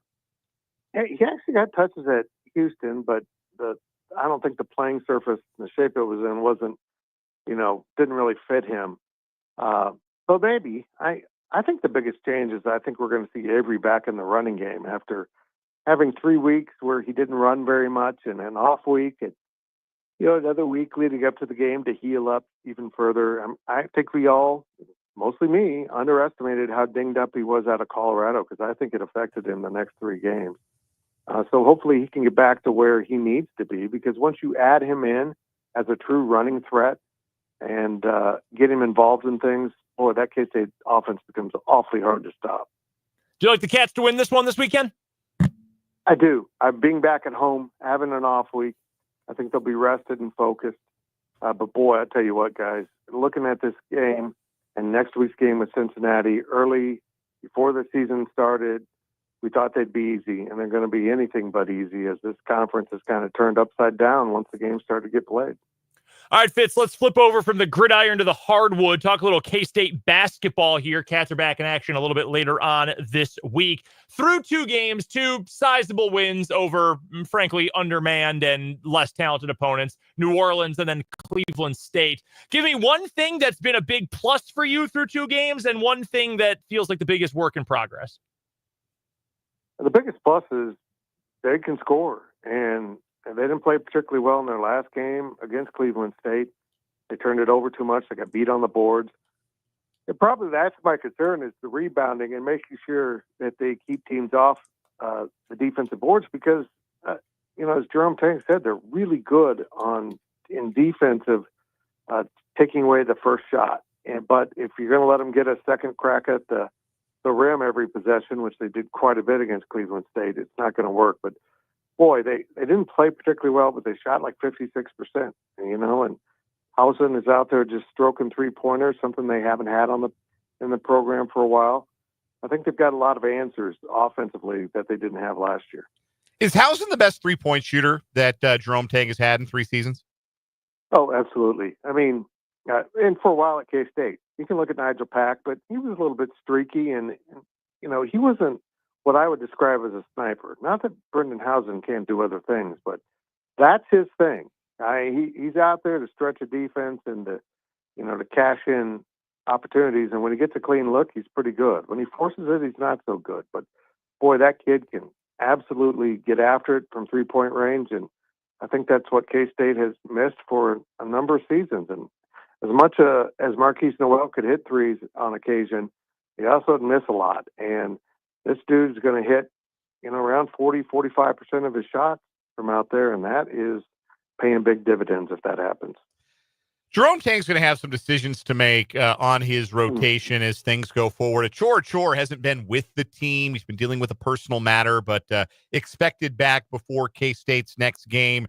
Do you think long-term Achor is a starter, or do you think that he comes off the bench and Gasson stays in the starting lineup, or can the two of them start with Coleman Hawkins in a bigger lineup for K-State? What do you think long-term the role is for Achor? Is he the starting 4, or is he coming off the bench? Well, I think he's probably, going to be in the lineup, and but I do like your idea. I mean, that's certainly something K-State could look at, is going much bigger along that front line, because Coleman Hawkins can't play the 3. He is a very flexible person. He can, cover the 3 and go up, or go down into the post and cover the 5. So it's going to be interesting to see how Achor is woven into it. And maybe he's the answer to the defensive rebounding issues they faced. But I'm anxious to see him. He was one of the guys in this class I was most excited about. Tim Fitzgerald of GoPowerCat.com is our guest. This is the Wildcat Wrap-up here on 580 Sports Talk. We do it every Wednesday at this time on the program. Fitz, the other interesting thing about the lineup/rotation so far has been C.J. Jones in the starting lineup at point guard and Doug McDaniel coming off the bench. McDaniel played 29 minutes against Cleveland State to just 14 for C.J. Jones. So the distinction between starter and not starter is blurred a little bit there anyway. But do you get the sense that this is something that Jerome Tang is using as a motivational tactic for McDaniel? Or is this just a mix that he likes, starting the game with C.J. Jones and having a player like McDaniel off the bench with the second unit? I think he wants Doug McDaniel to be the point guard. He wasn't a true point guard at Michigan. He wasn't, the pure shooting guard like not Marquise Noel, last year with Tyler Perry. I mean, he had the ball in his hands a lot, but wasn't really considered a true point. So he's in a learning curve here. And also, they want to keep a fire lit under him because at times it was pretty easy for him at Michigan. So they tried C.J. Jones out there, and honestly, he wasn't very, very effective in the Cleveland State game. So they went to Doug McDaniel. Thought he did a good job, and it'll be interesting to watch him develop at that position because he's invested in it. He wants to be a point guard. He knows at the next level he's got to be a point. He's been working on those skills. Fitz, LSU comes to town Thursday night, and that means Cam Carter's coming back to Bramlage Coliseum. We talked about this, Brendan and I, a little bit earlier. What do you expect the reception from K-State fans to be for Cam Carter? really good. I don't see any other thing happening. I mean, Jerome Tang still speaks highly of him. I think K-Staters have fond memories of Cam. Cam drove me absolutely out of my mind with turnovers and an inability to dribble the ball as a college guard. I still can't grasp that, but hopefully he's working on that because he's a hell of a kid and he can be a hell of a player. And he's back home. I mean, he's at LSU and it's got to be good for him, but hopefully that works out well. But I think K-State needed to move on from as much of last year's team as possible, and I think they've done that. But it's kind of interesting that LSU comes in and brings Cam with them. You can correct me if I'm wrong, Fitz. I remember a doubleheader at Bramlage Coliseum or two last season with the women's game and a men's game, but I don't believe it was a pair of games back to back where you get the women playing a really good regional opponent in Creighton, and then the men playing a marquee, a Power 4 non-conference game against LSU. What do you expect the crowd to be for both games on Thursday night, especially with the women now up to number 10 in the country? Yeah, interesting. I think last year they played a doubleheader, but the women were second because they were playing someone really good. So yeah, I like this. I think it's great for fans, man. Particularly when you do this on Saturdays, and this one's on a Thursday. But 8:00 on a Thursday night for people coming in from out of town for the men's game is pushing it. I mean, it just is. But I think there'll be a lot of fans there for both games because the women are really good. They're really fun. They've added some nice pieces that enable them to be even better than they were last year, and particularly with Aoka out, they still can get it done. And then this will be a fun game with the men as they've got some surprises for this game, guys. And I'm part of a surprise. So I'm looking forward to seeing that. I'm looking forward to surprises too, Fitz. I've been waiting to see you jump out of a cake, Fitz. Actually, I don't jump out of the cake. I eat it from the inside, and there I am, just covered in icing and regret. The surprise is starting at point guard, Tim Fitzgerald. I'm the PowerPoint. Tim Fitzgerald covers K-State athletics at GoPowerCat.com. He is the publisher. Him and his outstanding staff, part of the 24/7 Sports Network. And he joined us on the Fleming Place Wine and Spirits hotline every Wednesday for the Wildcat Wrap-up. Fitz, enjoy the games on Thursday and on Saturday. We will talk to you next week. Thank you, boys. Great to talk to you. That is Tim Fitzgerald. We'll take a break, come back, wrap up this 4 o'clock hour, 580 Sports Talk next.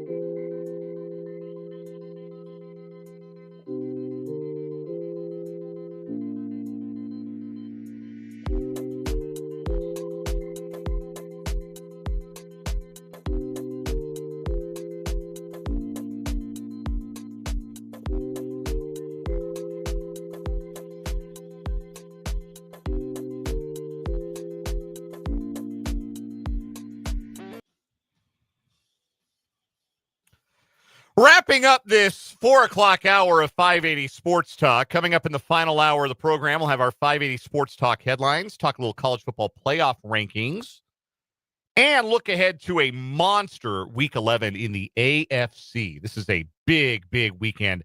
It's a really good NFL weekend. There are like 4 games that you can identify immediately as like these are important and must-see games. Yeah, we're owed that after this past weekend. Yeah, that is a fact. Thursday night is one of them, Washington, Philadelphia. Yep. But also Thursday night, we just mentioned this. We were talking about it with Tim Fitzgerald. There is a doubleheader at Bramlage Coliseum. At 5 o'clock, the 10th-ranked K-State women take on Creighton. And then at 8 o'clock, or 5:30, it's K-State Creighton. 5 o'clock is the broadcast start here on 580 WIBW. So we're off an hour early tomorrow. Following the women's game, K-State's men take on LSU.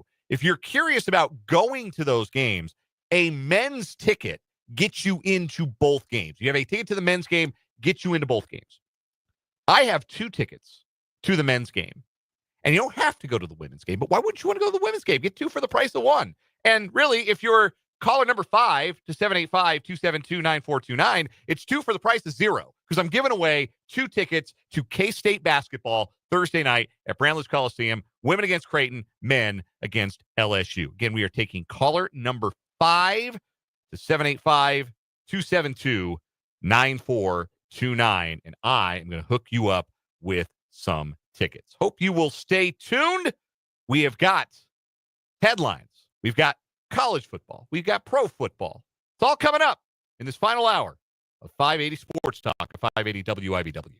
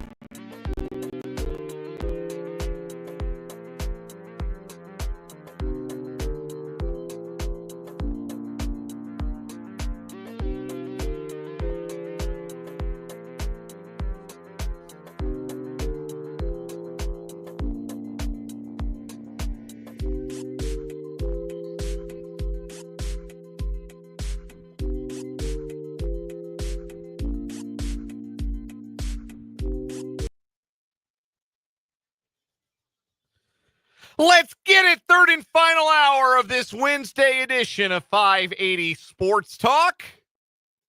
Thanks for being with us on this hump day. So glad you're here on 580 WIBW, FM 104.9, online at 580WIBW.com, and on our live video stream. Check us out on our YouTube channel, 580 Sports Talk.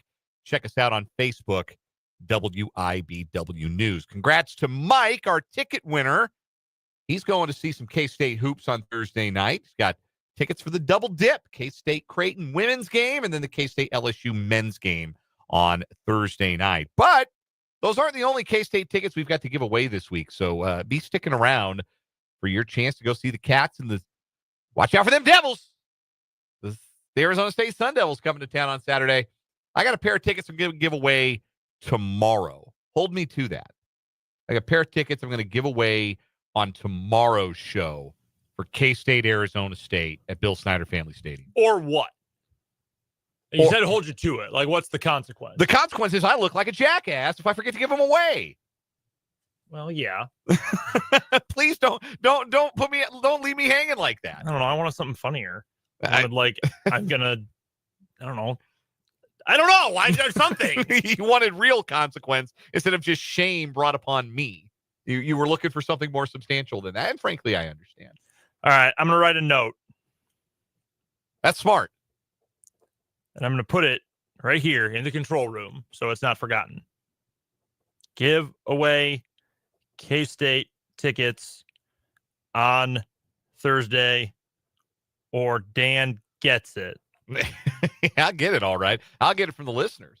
They'll be in the top emails play text line. They'll be in the YouTube live chat. Dan, you said there were tickets. Dan, where are the tickets? Dan, give me the tickets. Dan will have to answer to God. Okay.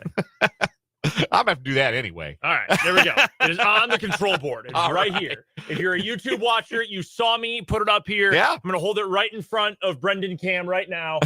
There you go. That's not my finest handwriting, but I was going quickly. That's all right. That's quite all right. Pen is also not great. It looks real dusty for some reason, even though it has a cap. Who knows? Is that my old pen that just said? Nope, that's not my old pen. Did you use a Bic grip roller? No, I'm pretty militantly just Pilot G2 gang. Yeah, I'm a G2 elitist. I am. Yeah.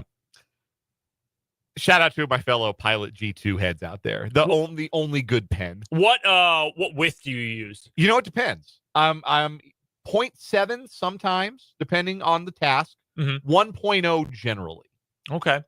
I thought about getting a 0.5 the other day when I had to go buy some new ones. And then for some reason, those weren't on sale at Office Max, but the 0.7s were. So I'm using 0.7s. I think 0.7s are fine enough.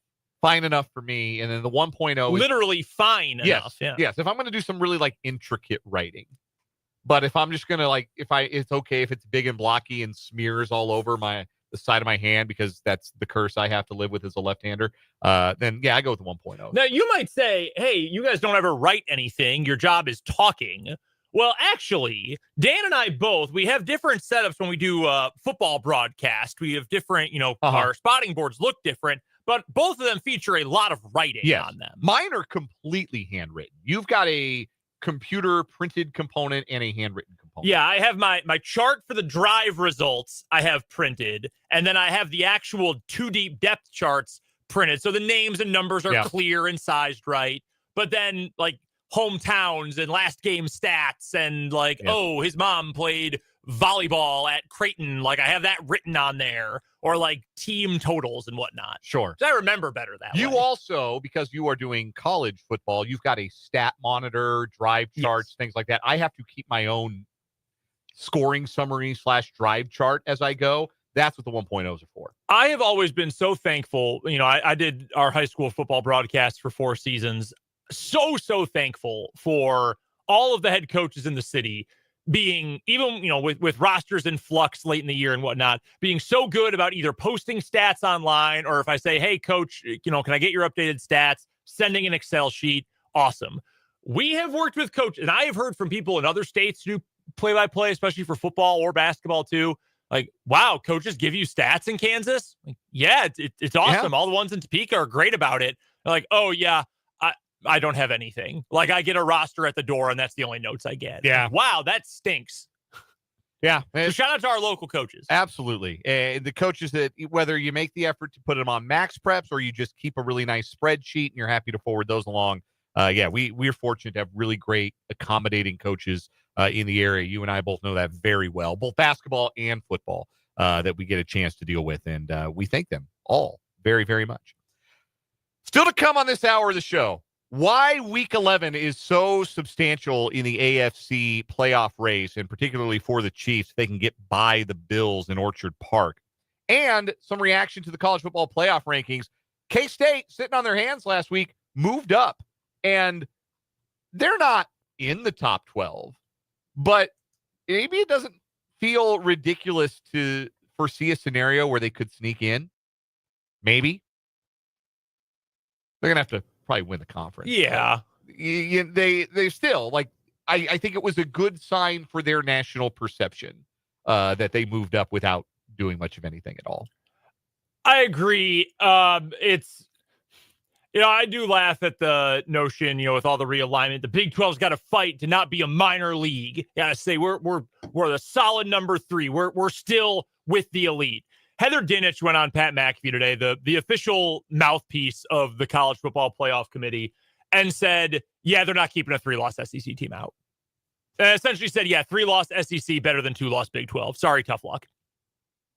So, of course, better win the conference. You know who could have told you this? Me. Everyone. When they announced it was going to be a 12-team playoff in the first place. It's different, though, when, we know it because we have, precedence for it. Yes. It's another thing. I mean, she's just speaking for whichever doofus is the head of the committee now. I don't even know who it is. Well, she's speaking for Greg Sankey. Well, yeah. Well, Greg Sankey runs the damn sport at this point. Yes.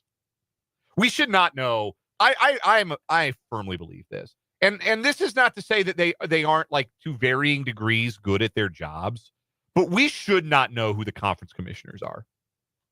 That is not a thing that the average college football fan, you and I should know. Yeah. People who deal directly with athletic departments should know. You, as the voice of Washington Athletics, you know who the MIAA commissioner is. Of course. You know Mike Racy. Mike Racy. Yeah. You know that because of your intimate familiarity with the league in that way. But if you are the average fan, if you are somebody who is listening to us and you watch K-State every Saturday and maybe you check out the KU game or whatever the Big 12 game is on the week and you like to casually follow the rest of the college football landscape, you should not know who Brett Yormark is. And you should definitely not know who Greg Sankey, who Jim Phillips, and who the hell's the Big Ten commissioner anymore. Tony Petitti. You shouldn't know who those guys are. Hey. No, I agree. It's bad that you know who they are. It's a sign of rot in the sport that you know you are as familiar with the names of the conference commissioners. Although I will say, I was reminded this week that former Big Ten Commissioner Kevin Warren is the president of the Bears, which is really funny. That's the name I was trying to come up with, was Kevin Warren. I forgot. I knew he'd left the job. I had forgotten he was with the Bears. Man. Truly hilarious. Interesting leadership over there. So that's all coming up. But first, let's jump into our 580 Sports Talk headlines to leave off this 5 o'clock hour, as we always do. And we'll start with the first official injury report of the week for the Kansas City Chiefs and the Buffalo Bills as they prepare to play at, God, what is the stadium called now in Orchard Park? Is it still New Era Stadium? No, it's Highmark Stadium. That's what it is. It'll always be Rich Stadium to me. It's the Ralph to me. Ralph Wilson Stadium? Yeah. Rich Stadium. Also, I remember it. I was cool with New Era because I own a lot of hats. Yeah. So that was fine. New Era was fine. Or as one texter from the 913 on the Top City Metal Supply text line refers to it as Northeast Arrowhead. Yeah. You can text the show too, by the way. The Top City Metal Supply text line, 785-272-9429. You can also interact with us in the live YouTube chat. If you are watching on YouTube, 580 Sports Talk, jump in the chat. The water's fine. Interact with your fellow listeners and your humble hosts. One player limited. Yes, that is us. One player listed as limited for the Chiefs on their injury report for Wednesday. That's Juju Smith-Schuster, still dealing with that hamstring injury, but the indications are good that Smith-Schuster will be able to go on Sunday against the Bills. That is the direction things are trending with Juju, despite the fact that he was limited today. Also limited, Isaiah Pacheco and Charles Omenihu, both of whom had their practice windows open today and returned to practice. For Omenihu, it's the first time this season. For Pacheco, it's the first time since he got hurt in week 2 against Cincinnati. Neither player is expected to play. In fact, Andy Reid has all but ruled both of them out for Sunday against Buffalo. But the chances are good that they could return for the next game against Carolina. Let me ask you this, though. Short week for the Chiefs after the Panthers game. They got the Panthers next Sunday. Then they got Black Friday against the Raiders. Do you wait, particularly with Pacheco, do you keep him out against Carolina? Omenihu too, because I think, you're going to need him for the important games. You feel like they could probably beat Carolina without those guys and just wait and then get them back on the short week, and then they have longer to recover after that first game back? I see what you're saying, but I think assuming there's no major, if a lot of guys coming back, it's a pain management and a reacclimation thing. Some guys, it's an injury reissue thing. I mean, that's why Hollywood went on the shelf, is because they were, a re-injury there could have killed the guy. If it's just a pain tolerance and a reacclimation thing, I actually view it the opposite way. I would want to play those guys against Carolina, because that to me is a good way to get your feet wet and say, all right, we can win without a full Charles Omenihu game. But 10 to 15 snaps of him getting back into game shape, going through game warm-up, normal kind of rhythm routine things, I think that might actually be helpful. For Pacheco on the other side, go get hit again. But make sure you feel confident getting hit again. I would almost think that a limited snap count for both of those guys might make sense against Carolina. Yeah, I see the argument for a limited pitch count, snap count. We had that discussion top of the show. But flip side for me, I think you can beat Carolina without Pacheco. Mark B in the YouTube comments agrees. You don't play Pacheco. I think. Oh, yeah. You could beat them without. You could beat the Panthers without Patrick Mahomes, too, but you're still going to play them. Right. No, that's fair. No, I think with running back, especially, too, that's fair.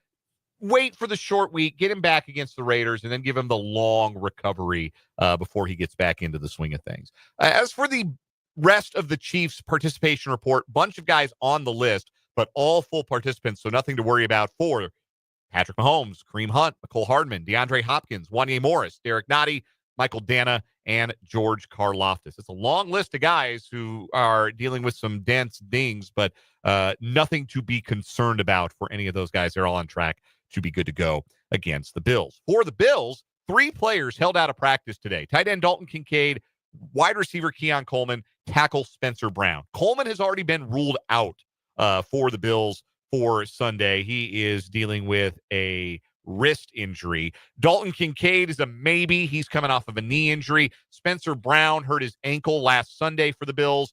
He told the media he was hopeful that he could play. Offensive linemen are built different. I'd be surprised if he wasn't out there. I'd also be really surprised if it was the best version of Spencer Brown dealing with that ankle injury. So all 3 of those Bills were DNPs today. Limited today for the Bills. Amari Cooper, who's dealing with a wrist injury and has missed the last 2 games for the Bills. Kaiir Elam also limited, the cornerback, with a shoulder injury. He played just 5 snaps in Sunday's win over Indianapolis. And Matt Milano, who had his 21-day injury window or designation to return window opened up, their star linebacker coming off of a biceps injury, he was limited today, but the Bills have already said he is not going to be back for Sunday's game against the Chiefs. Like the Chiefs, a bunch of players listed but were full participants today. Josh Allen, Reggie Gilliam, Quentin Morris, Mac Hollins, Curtis Samuel, Daquan Jones, Casey Toohill, Terrell Bernard, Dorian Williams, Christian Benford, and Taylor Rapp. No worries about the status of either of those players. The most interesting thing to watch for the Bills is, will Kincaid go? As effective as tight ends have been against the Chiefs this season, Kincaid could be a real matchup problem if he goes on Sunday. 3-touchdown game for Dawson Knox incoming. Bills missed all 3 extra points and lose 21-18. Remember the time Dawson Knox ran like a wheel route down the sideline and Dan Sorensen was with him step for step and then just kind of stopped running with him and Dawson Knox got wide open for a touchdown? I do remember that. Speaking of crappy former Chiefs defensive players, you know who got a compliment and was called a really good player with those Super Bowl teams the other night during Sunday Night Football? Ben Neiman. Chris Collinsworth called Ben Neiman a very good player. I'm sure Ben Neiman's a great guy. Ben Neiman is not a very good NFL player. And I refuse to allow Chris Collinsworth to lie to the masses like that. Yeah, I never considered him to be much more than roster ballast. Yeah, I never really considered him to be anything. I think he had a sack once. I think I remember him getting a late game sack on a blitz or something. Anyhow, that is your participation report for Wednesday for Chiefs Bills. First headline, Brendan. Let's get to some other news and notes from around the NFL today. There is a bunch of it. Let's start with quarterbacks. Anthony Richardson back as the starting QB for the Colts, apparently for good this time. So after he was benched for good, 2 weeks later, he is no longer benched for good, and he's starting for good. Hope you got that. There will be a quiz. Joe Flacco has been benched. The Colts offense has been terrible the last 2 weeks. As an outsider, I have no faith in Shane Steichen at this point to properly operate that team. I haven't had faith in Chris Ballard in years. I don't really get why he's treated with kid gloves. Like, oh, well, Chris Ballard will figure it out. Why do you think that? Like, when has Chris Ballard done anything that's made you go, wow, this team is run the right way? I don't get it. I have no faith in the Colts, but Anthony Richardson's back. I hope he gets the same bump for his own sake that Bryce Young has gotten. Has Bryce Young been good the last 2 weeks? No. Has he been competent? Yeah, which is a big step up from where he was before. So maybe it just needed a couple weeks for Anthony Richardson to calm down. I think this is just an incompetent coaching staff, to be honest with you. I don't think they know what might be, man. It's such bad decisions. Terrible. And that was a team that had some momentum coming into this year, having just missed the playoffs last season, and now they feel like they're lost. Like they don't have a clue where they're headed. And that's demoralizing if you're on that team in that locker room, because it has to feel that way for the players. Like, What are these guys doing? No, I agree with you entirely. Also, quarterback news. Return of the Mac Jones. He is going to start again this week. Trevor Lawrence is still out. I don't know why Trevor's even trying. Apparently that shoulder is really banged up. Dude, your head coach hates you. Your team stinks. Tank for a better teammate in the future. Just go for that number one pick again. The Jags are, I heard it described today on a podcast, a zombie team at this point. Yes. That's what they are. Every stat is empty calories. They're competitive, but no one actually thinks they're ever going to win a game they're in. They're a ghost ship. Head coach is a dead man walking. I wouldn't play again if I'm Trevor, to be honest with you. And frankly, if I'm the Jags brass, I don't want him playing. Why get him possibly more hurt for a loser team that's not going anywhere? And when you might get a top 5 pick, I would hold him out, frankly, if I was Trent Baalke. But also, Trent Baalke's an idiot, so maybe who knows? Mac Jones last week, by the way, horrible, just as bad as you remember. Really bad. Also from the NFL today, on the defensive side of the ball, not a player status story, but a contract status story. Diamador Lenore, the slot corner, he also plays some on the outside for the San Francisco 49ers. He has gotten a new contract in San Francisco, and it is a big one. 5 years, $92 million. He's got 53 tackles, a forced fumble, and 2 interceptions this year. According to Next Gen Stats from the NFL, he is allowing a passer rating of just 66.5 on the year. Speaking of Bryce Young. So really, really good numbers so far for Diamador Lenore this year. He also has a blocked field goal that he returned for a touchdown back in week 5. This likely spells the end for Charvarius Ward by the Bay. He is in the final year of a 3-year free agent contract he signed with the team. All he has left is void years. They could renegotiate and add active years back onto the deal. They could just bring him back as a true free agent. But you don't generally give one of your corners a 5-year, $92 million deal if you expect the other one on an expiring contract to come back as well. So Charvarius Ward will likely be looking for a new team this offseason, as Diamador Lenore now can afford a 1-bedroom in San Francisco. He's a good player. It surprised me to see that he was making top 12 cornerback money in the league. Agreed. But I'm right there with you. I'm surprised. Yeah, good player. Next headline for me, couple of signees for Kansas men's basketball today. And one we all knew was coming, Bucket Jones, Darren Peterson, officially inked his letter of intent. It's National Signing Day today. So you've seen a lot of commitments, a lot of signing ceremonies at the Division I all the way down to the NAIA levels and JUCO levels today. One of those signings for Kansas was expected. That was Bucket Jones. The one that was unexpected, Brazilian forward Samus Calderon has signed a financial aid agreement to play basketball at Kansas. Will join the program next season. He's a 6'8" forward with a 7'2" wingspan, a graduate of the NBA Academy Latin America, located in Mexico City, and currently in his second season for Overtime Elite in Atlanta. Bill Self said about Calderon, Samus is a guy we've been very excited about the last several months. He has great size. He can play multiple positions on the perimeter. He has a really nice shooting touch that can stretch the defense. We feel his best ball is ahead of him. He's got some freaky measurables. I have him in front of me here. 6'8". He's got a 7'3" wingspan and a 38-inch vertical. Now, take all of those with a slight grain of salt. At the very least, it's Overtime Elite. I mean, that's more YouTube channel than it is program at times. But that being said, those are incredible measurables, even if they are slightly overinflated. I am always leery of Overtime Elite guys. I know some have gone to the NBA and have become good players already. I just think it's a very strange program, all things considered, but it's been around long enough. You think there's at least on the up and up? Yeah, so that's kind of my question about Overtime Elite is like, how much are those guys learning how to play basketball, and how much are those guys learning to like make TikToks about themselves playing basketball? Because my impression of Overtime Elite is not a particularly good one.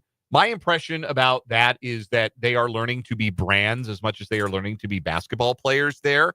The most prominent products of the program, though, are the Thompson twins, and not the ones that were popular in the 80s and did some, like, had some hit songs. Yeah. But Amon and Asar Thompson.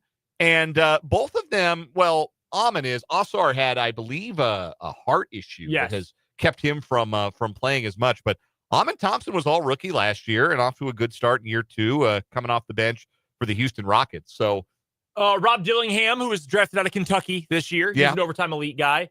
There's not a whole lot else. Carter Knox, who was a big-time recruit, he's currently at Arkansas. He was a big get for John Calipari there as a freshman. Alex Sarr, the number 2 overall pick, who would have been like the 18th pick in a normal draft, but this last one was terrible in the NBA. Yeah, it's a weird program, and I don't know how much I actually trust it, but to be blunt, and I wish Samus Calderon all the best in his career as a professional basketball player, I'm more worried about whether or not he can help KU at some point in the next 4 years. And I think the answer is yes. I don't know if it's right away. He also is 20. He is old for what will be an incoming freshman, which probably means a one and done. Maybe good, maybe bad. It's hard to say. Could mean a one and done. I shouldn't say probably, but it could mean a one and done. You mentioned this one a little bit unexpected. This has really kind of popped up. Bill Self's commentary about the signing, he even said, we've really gotten invested here in the last few months.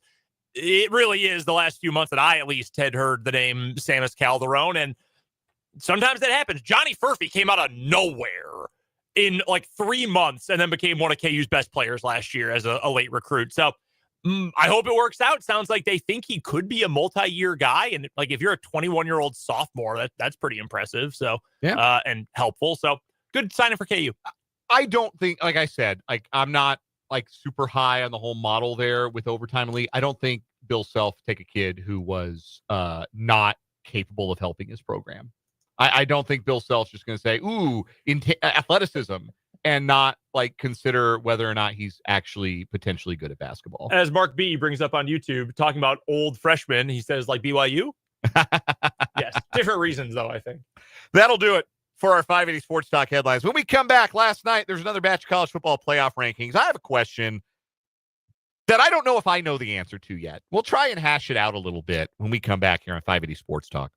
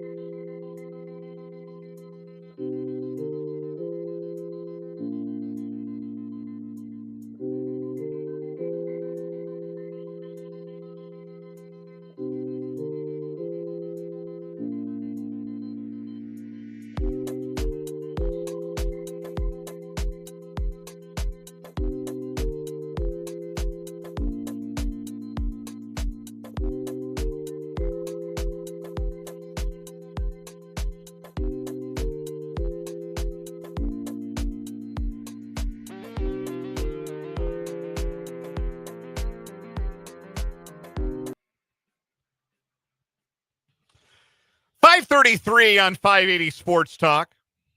Dan Brennan kicking it with you this afternoon. Thank you for being with us. Appreciate you hanging out. College football playoff rankings came out. It always cracks me up. They release college football playoff rankings at half or between games of the Champions Classic.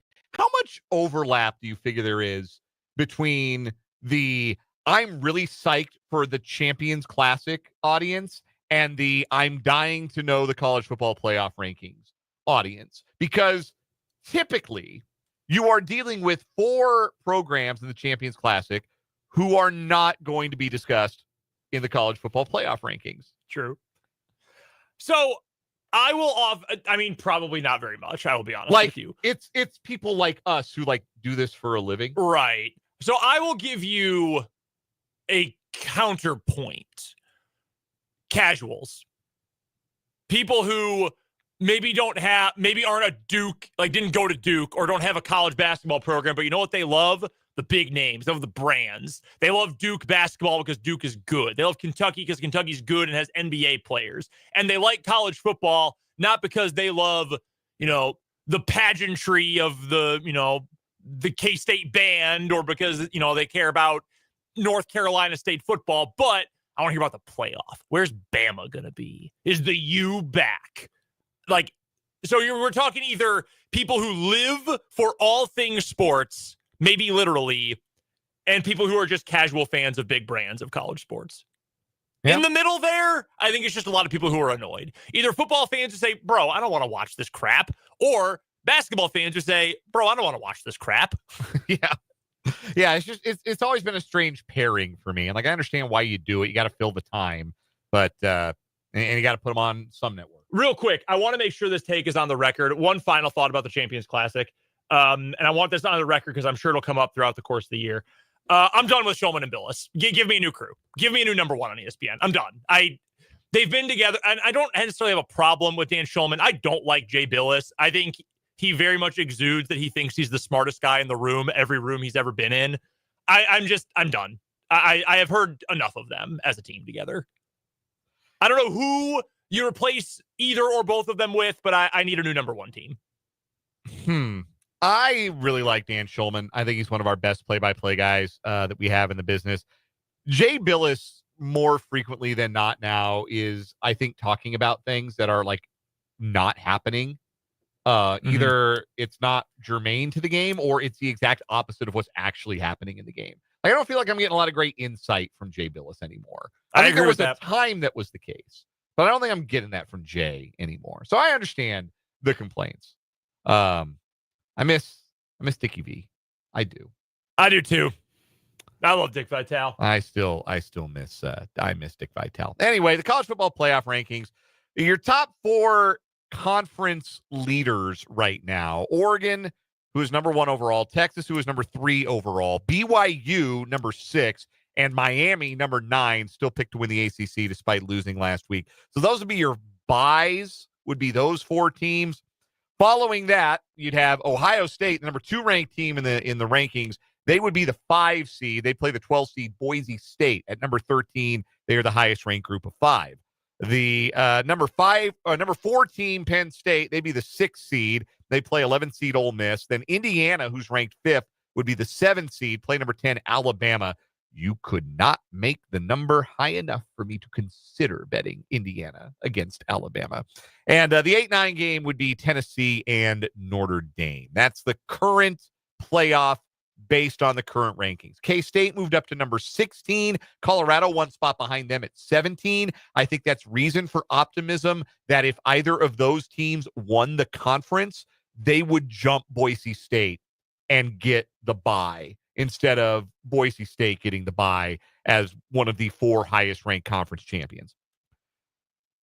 This is the question that I'm not sure I know the answer to yet.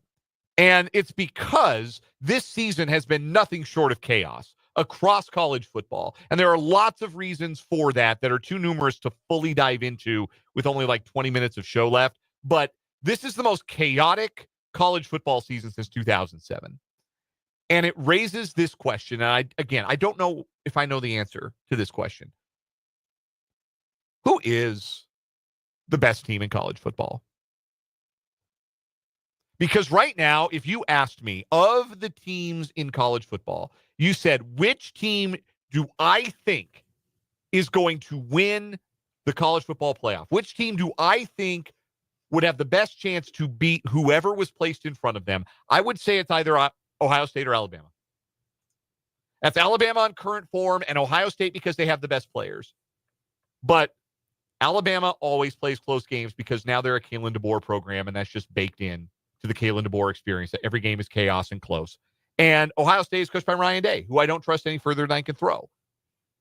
But I think those are the two best teams for whatever that's worth. I have a different opinion. I think it's Oregon and everyone else is playing to be the runner-up.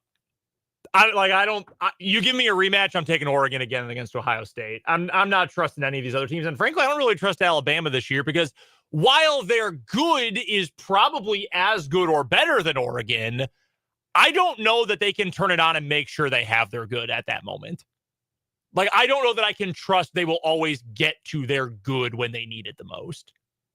That's my concern about Alabama. Now, if we're just ranking the teams, I would probably put Alabama third. I'd put Alabama third. I would go with the same top two, Oregon, Ohio State. I would put Alabama 3. And then I'd probably leave Texas up there. I'm a little worried about Ewers. I originally did not buy any Quinn Ewers stock. I said, no, this dude's a bum. Then middle of last year, I completely flipped and I went all in. I have since sold about half my Quinn Ewers stock. I'm just not sure about him. He's also been banged up a lot this year. It's nice to have a Manning as your backup. That's a pretty nice benefit to have if you're Texas and you're Quinn Ewers. I would probably put Bama third.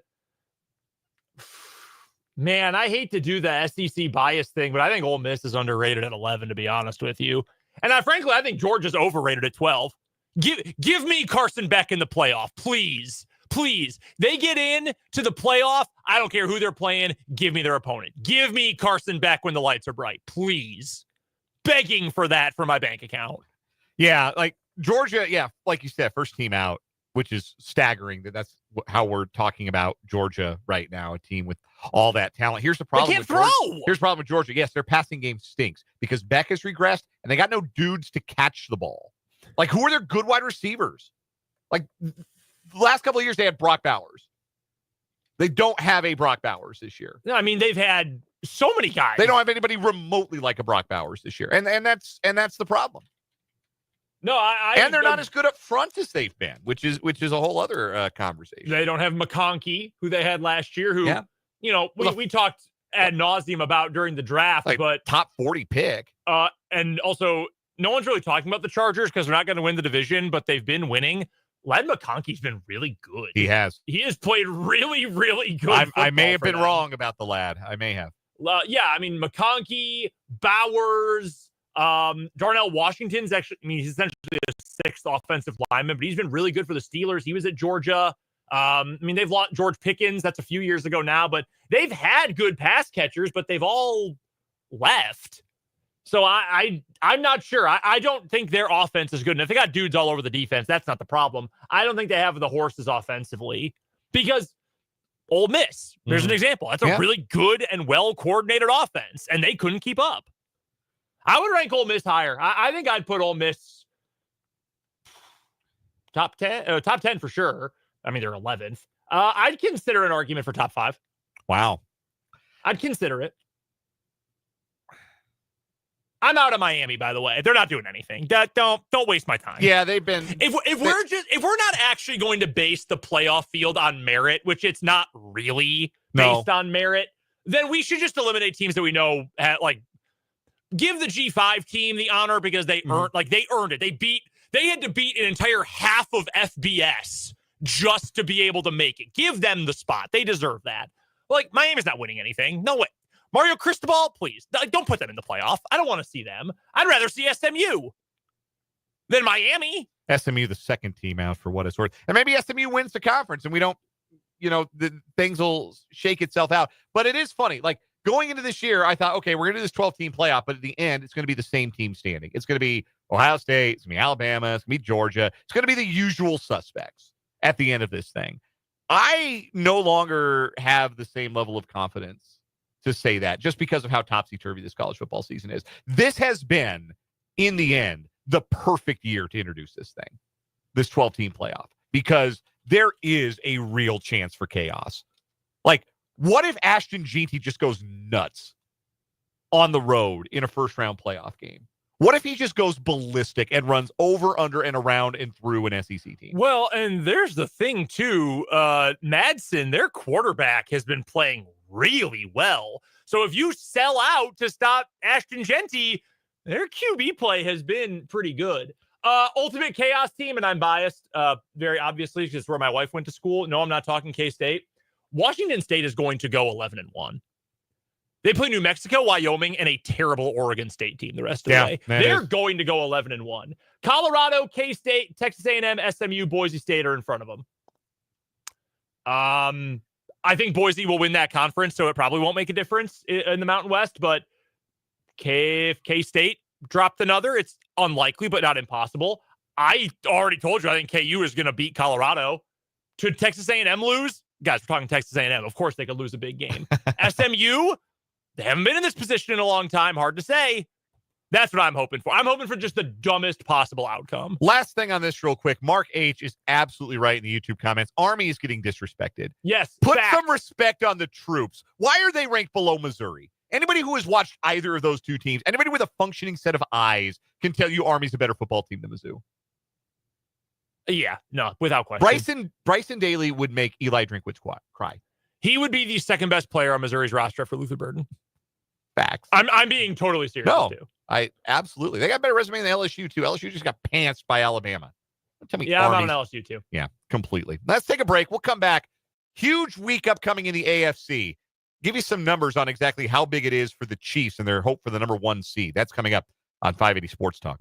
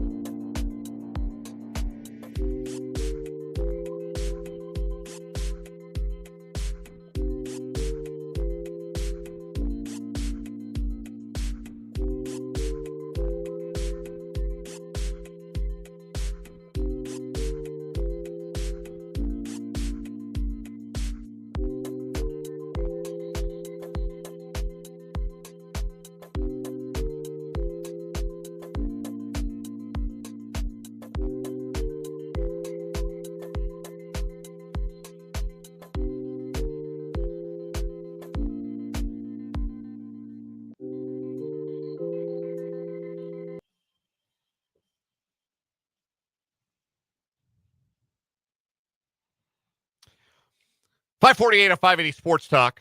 Rounding the turn, heading for home on this edition of the program. Dave Ramsey from 6 to 7, then the Chris Kleiman Show tonight from 7 to 8. Hear from the head coach of the Wildcats before their game against Arizona State coming up Saturday night. Saw Dave out in the hallway earlier. Yeah. Yeah, asked him if I should buy an RV instead of paying my alimony. He told me no. I asked him if Financial Peace University was considering fielding a basketball team this winter. Dave, which baby step is going to the club? Dave, how long do I have to eat beans out of a can to pay off my 3 King Ranches? Dave, I have $50,000 in student loans. Should I go buy a trailer? What do you mean I should work? It's a huge week in the AFC. Dave Ramsey's not going to have any opinions on that, unfortunately. You're going to have to get those from us. Is he a Titan fan? Is he? I don't know. His studio's in Nashville. Maybe he is. I doubt it. He's on a Vandy train. I wonder if he has strong Diego Pavia opinions. Now I kind of want to call the show and ask. You should. I bet Should they put you Diego on. Pavia buy a boat? He would pray for you. 3 huge games in the AFC playoff race, and you can watch all of them. They're all in sequential order and going to be broadcast to a vast national audience. The early window game Sunday, Baltimore-Pittsburgh. Then you have Chiefs-Bills in the late window. And then in prime time, Cincinnati and San Diego, which has major wild card implications as well. I saw this on ESPN earlier. I took a picture of the TV that was on next to me when they showed this stat. According to the ESPN analytics, right now, the Chiefs have a 72% chance of being the number 1 seed in the AFC. If they beat the Bills, regardless of what happens in those other 2 games, if the Chiefs beat the Bills and go to 10-0, their odds of being the number 1 seed go to 93%. If they lose, their odds drop to 55% of being the number 1 seed. Still better than a coin flip. You take those after 11 weeks, but a 93% chance of being the number 1 overall seed if the Chiefs win on Sunday. Because they would have the tiebreaker over the Bills with 3 losses. They would have the tiebreaker over Baltimore with at least 3 losses. Pittsburgh might have 3 losses by the end of the day. You'd have functionally a 3-game lead on the whole field and a 3.5-game lead functionally on the teams that matter most. I think Baltimore's going to beat Pittsburgh. It's That's in a great Pittsburgh. Game. That's a great game. Yeah, man. it rules. Like I'm really excited for that one. Kind of think San Diego beats Cincinnati. Are the Aztecs playing? No. I said San Diego, didn't I? Yes, you did. Jar. I think the Chargers, who never should have left San Diego. No, it's the Toreros, actually. San Diego's the Toreros. That's true. Jesus, Dan. Golly. Jim Harbaugh coached there, too. Yes, he did. That's why I got it confused. That and no other reason. I think the Chargers are going to beat Cincinnati. Oh, I think so, too. That's awesome that's Sunday Night Football. I'm very excited for that game. By the way, I know you had a bigger point here, but I've been doing some in-depth research. I found a column, I assume it's syndicated, from the Deseret out in Salt Lake City from 2012. Dave Ramsey says don't go into debt for NFL season tickets. And then he admits in the column he is a season ticket holder for the Tennessee Titans. Well, there you go. Well, he's not into debt. He's pretty well compensated. These days. Wasn't always the case. Yeah. That's where Financial Peace University comes from. So there you go. He will tell you coming up at 6:00, do not go into debt to buy Chiefs tickets. That is it's a 38% swing in odds of being the number 1 seed if the Chiefs win. That's insane. Yeah. I think it's wrapped up. I mean, obviously the numbers fleshed it out too, but I think they win. It's over. We'll take a break, come back, wrap up this edition of 580 Sports Talk next.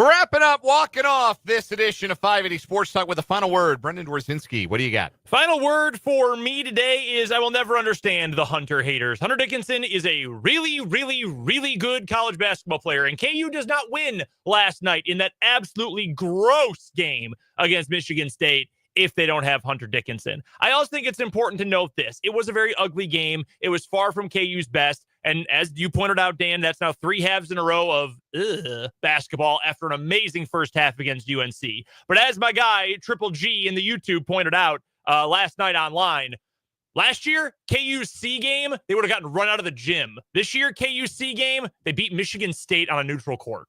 Big deal.